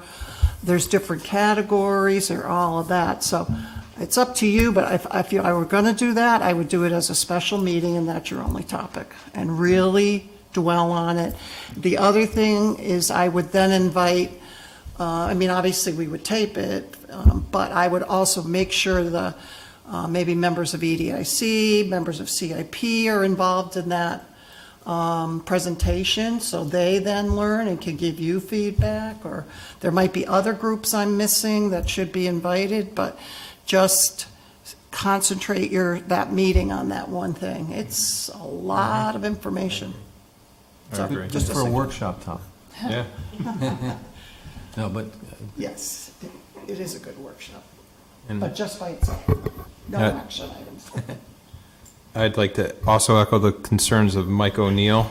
He'd mentioned the auditors may want to be involved as well. So this may have to go before our auditors. So, include them in any of the dialogue on it. If I may, I think it's just when you get to that final list that you want to propose, the auditors should look at that list, because the federal auditors can come in at any point, say 4 or 5 years down the road, you've got a project done, and they say, nope, it doesn't fit, you got to pay that money back. So you don't want to do that one. I agree. Okay. Looks like we've got a special meeting planned at some point. We can do that. Now we're moving on to council action B4A. This is the annual road salt bid. Typically Sally handles that. She is not here tonight. Because I let her have a night off. I can handle it. You can handle it? Yeah. Okay. Oh, yeah. So we went out once, we got one bid, now we went out again, and we were very lucky that we received a number of bids. And obviously, the prices are all over the place, but certainly the low bid, and we've worked with them, is DRVN. They're right here in town at $77.50. So we would like to recommend that we go with them and start, well, hopefully we won't even have to use it, but if we do, at least we have somebody in place to get that. Councilman Biggs. Yes, thank you, Mayor. Question, it says that we used approximately 2,070 tons last year, and we have 990 currently. So that's about just over 1,000 variants. So is there a limit that they're giving us for us to lock in that price? Do we have to purchase a certain amount, or we purchase whatever with that number? No, as far as I know, we can purchase with that number. So do we have an idea of how much we're looking to purchase? Just depends on Mother Nature. That's Okay, so it's just going to be flowing with the time. We're not trying to get it all and stock it and just have 3,000 sitting there. Usually what we end up doing is, you use it as you go along, and then you may want to, depending on pricing or what the supply and demand is, sometimes you may want to just make sure that salt shed has got some left over, like this, so that at least you can start the new year, Thank you very much. with plenty. Councilman O'Connor. Yeah, Bonnie, I just have a question. So the price did go up from last year. And is that something we anticipate continually going up? And there was a comment in here about shortage and possible delays in deliveries. Is there something going on with rock salt that? Well, I'm not sure right now, but I know in the past, even when I was here, there's times it's very hard to get those products, and that just drives the price right up, but it's a supply and demand type of thing. But in that regard, though, isn't it just curious, does it behoove us to buy more than we need? And store? And store it as a way of We could. possibly saving next year. What's that? We can sell it in arbitrage. That's fantastic. If I could comment to Dan. So you'll see that what Sally's doing is, or what the town's doing, we split the order between two companies. Several years back, we only had one supplier. There was a huge shortage of salt that year, and we got shorthanded, so that's why we have the two bids. And I assume we're gonna buy equal amounts from But both I of mean, those suppliers. is it in our best interest as a town to overbuy in Well, essence? we're limited to storage. Yeah, Oh, right, only to where we can store it. yeah, but we'll get store, yeah. I'll ask her and I'll let everybody know. Got that big new place. She always bought more than we need. Oh, she Because there's always, like I remember last year, I believe we could go through that whole storage shed in one season, if it's a bad season. Easy. yeah, as long as, Okay. Anybody with any other questions for Bonnie to bring back to Sally on this? It looks like the two bids are the lowest, and, DRVN was at 58 last year, $20 more roughly this year. It's almost a third more. So, supply and demand, I guess. No in-town discount? And it depends on what's happening in the market, you don't know. God, there was one year I can remember, you could not get that product. It was really pretty scary. Because what are we going to end up doing if you can't get the product? Right, and I think there was a problem with the State Pier down in New London with them being moved off of the State Pier. We okay? I think everybody's okay with salt bid? So I'll make a motion to award a rock salt bid to DRVN at $77.50 a ton, and Morton Salt at $81.73 a ton. Second. Motion has been made and seconded. All those in favor signify by saying aye. Aye. Opposed, nay. Ayes have it. Pray to God we don't need the salt as much as we have in the past. No ordinances, resolutions, or appointments for introduction. Minutes, we had copies of minutes in front of everybody. You've taken a chance to review them? Council? Yes. You can. I don't think you technically have to, but. You don't have to? That's what I always tell people. How can you vote on something that you have no idea? So just abstain. Okay. Minutes, any questions or comments on, we'll start off with October 4th. Move acceptance of the minutes, Mayor. Second. Motion has been made and seconded. All those in favor? You gonna do them all at once, or? No. I'll do individually. Motion's been made and seconded to approve October 4th minutes. All those in favor signify by saying aye. Aye. Opposed, nay. Ayes have it. Abstain. Sorry. Abstain. Sorry. Since I wasn't- I Yes, you abstained. talked about it, yes. Sorry, I just get into No, it's the okay. rhythm. And then the October 18th I will, what page is yours on? 23. Well, I'll go before Deputy Mayor on page 16 of the October 18th minutes. This was about two-thirds of the way down. Mayor Rell motioned to vote down the existing amended resolution, motion made by Councilor Forrest and seconded by Councilor Hill, seconded by Councilor O'Connor. Vote, all councilors present, including the chairperson, voted. The motion passed 6-3 to vote down the amendment. So it's almost like a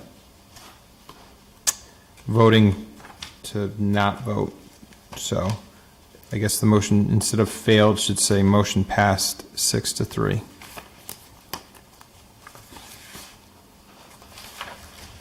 And then just that correction, and then Deputy Mayor has a correction. And then on page 23,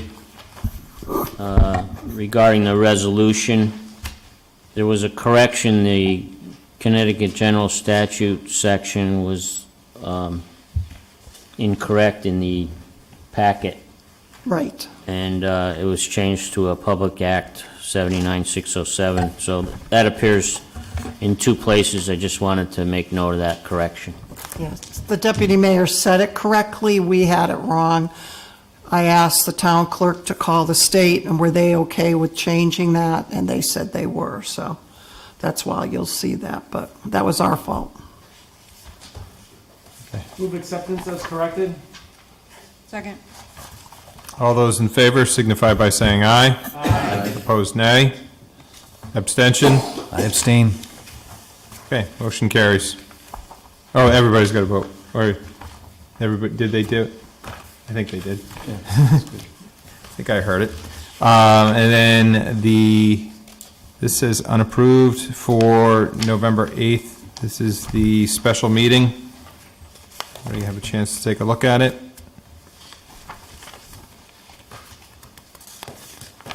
Move acceptance? So moved. Second. Motion's been made and seconded. All those in favor signify by saying aye. Aye. Opposed, nay. I don't believe there's any abstentions on that one. Motion carries. Okay, seeing no other folks in the audience, I don't think we have any more public comments. If I can go back to my agenda. Got all those. Motion to adjourn? So moved. Second. All those in favor signify by saying aye. Aye. Opposed, nay. Ayes have it. We're adjourned.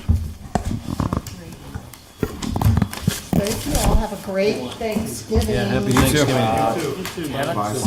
Was, I think she was closest. Mary, I said 10:30, Mary was at 10. No, I said close. It's close.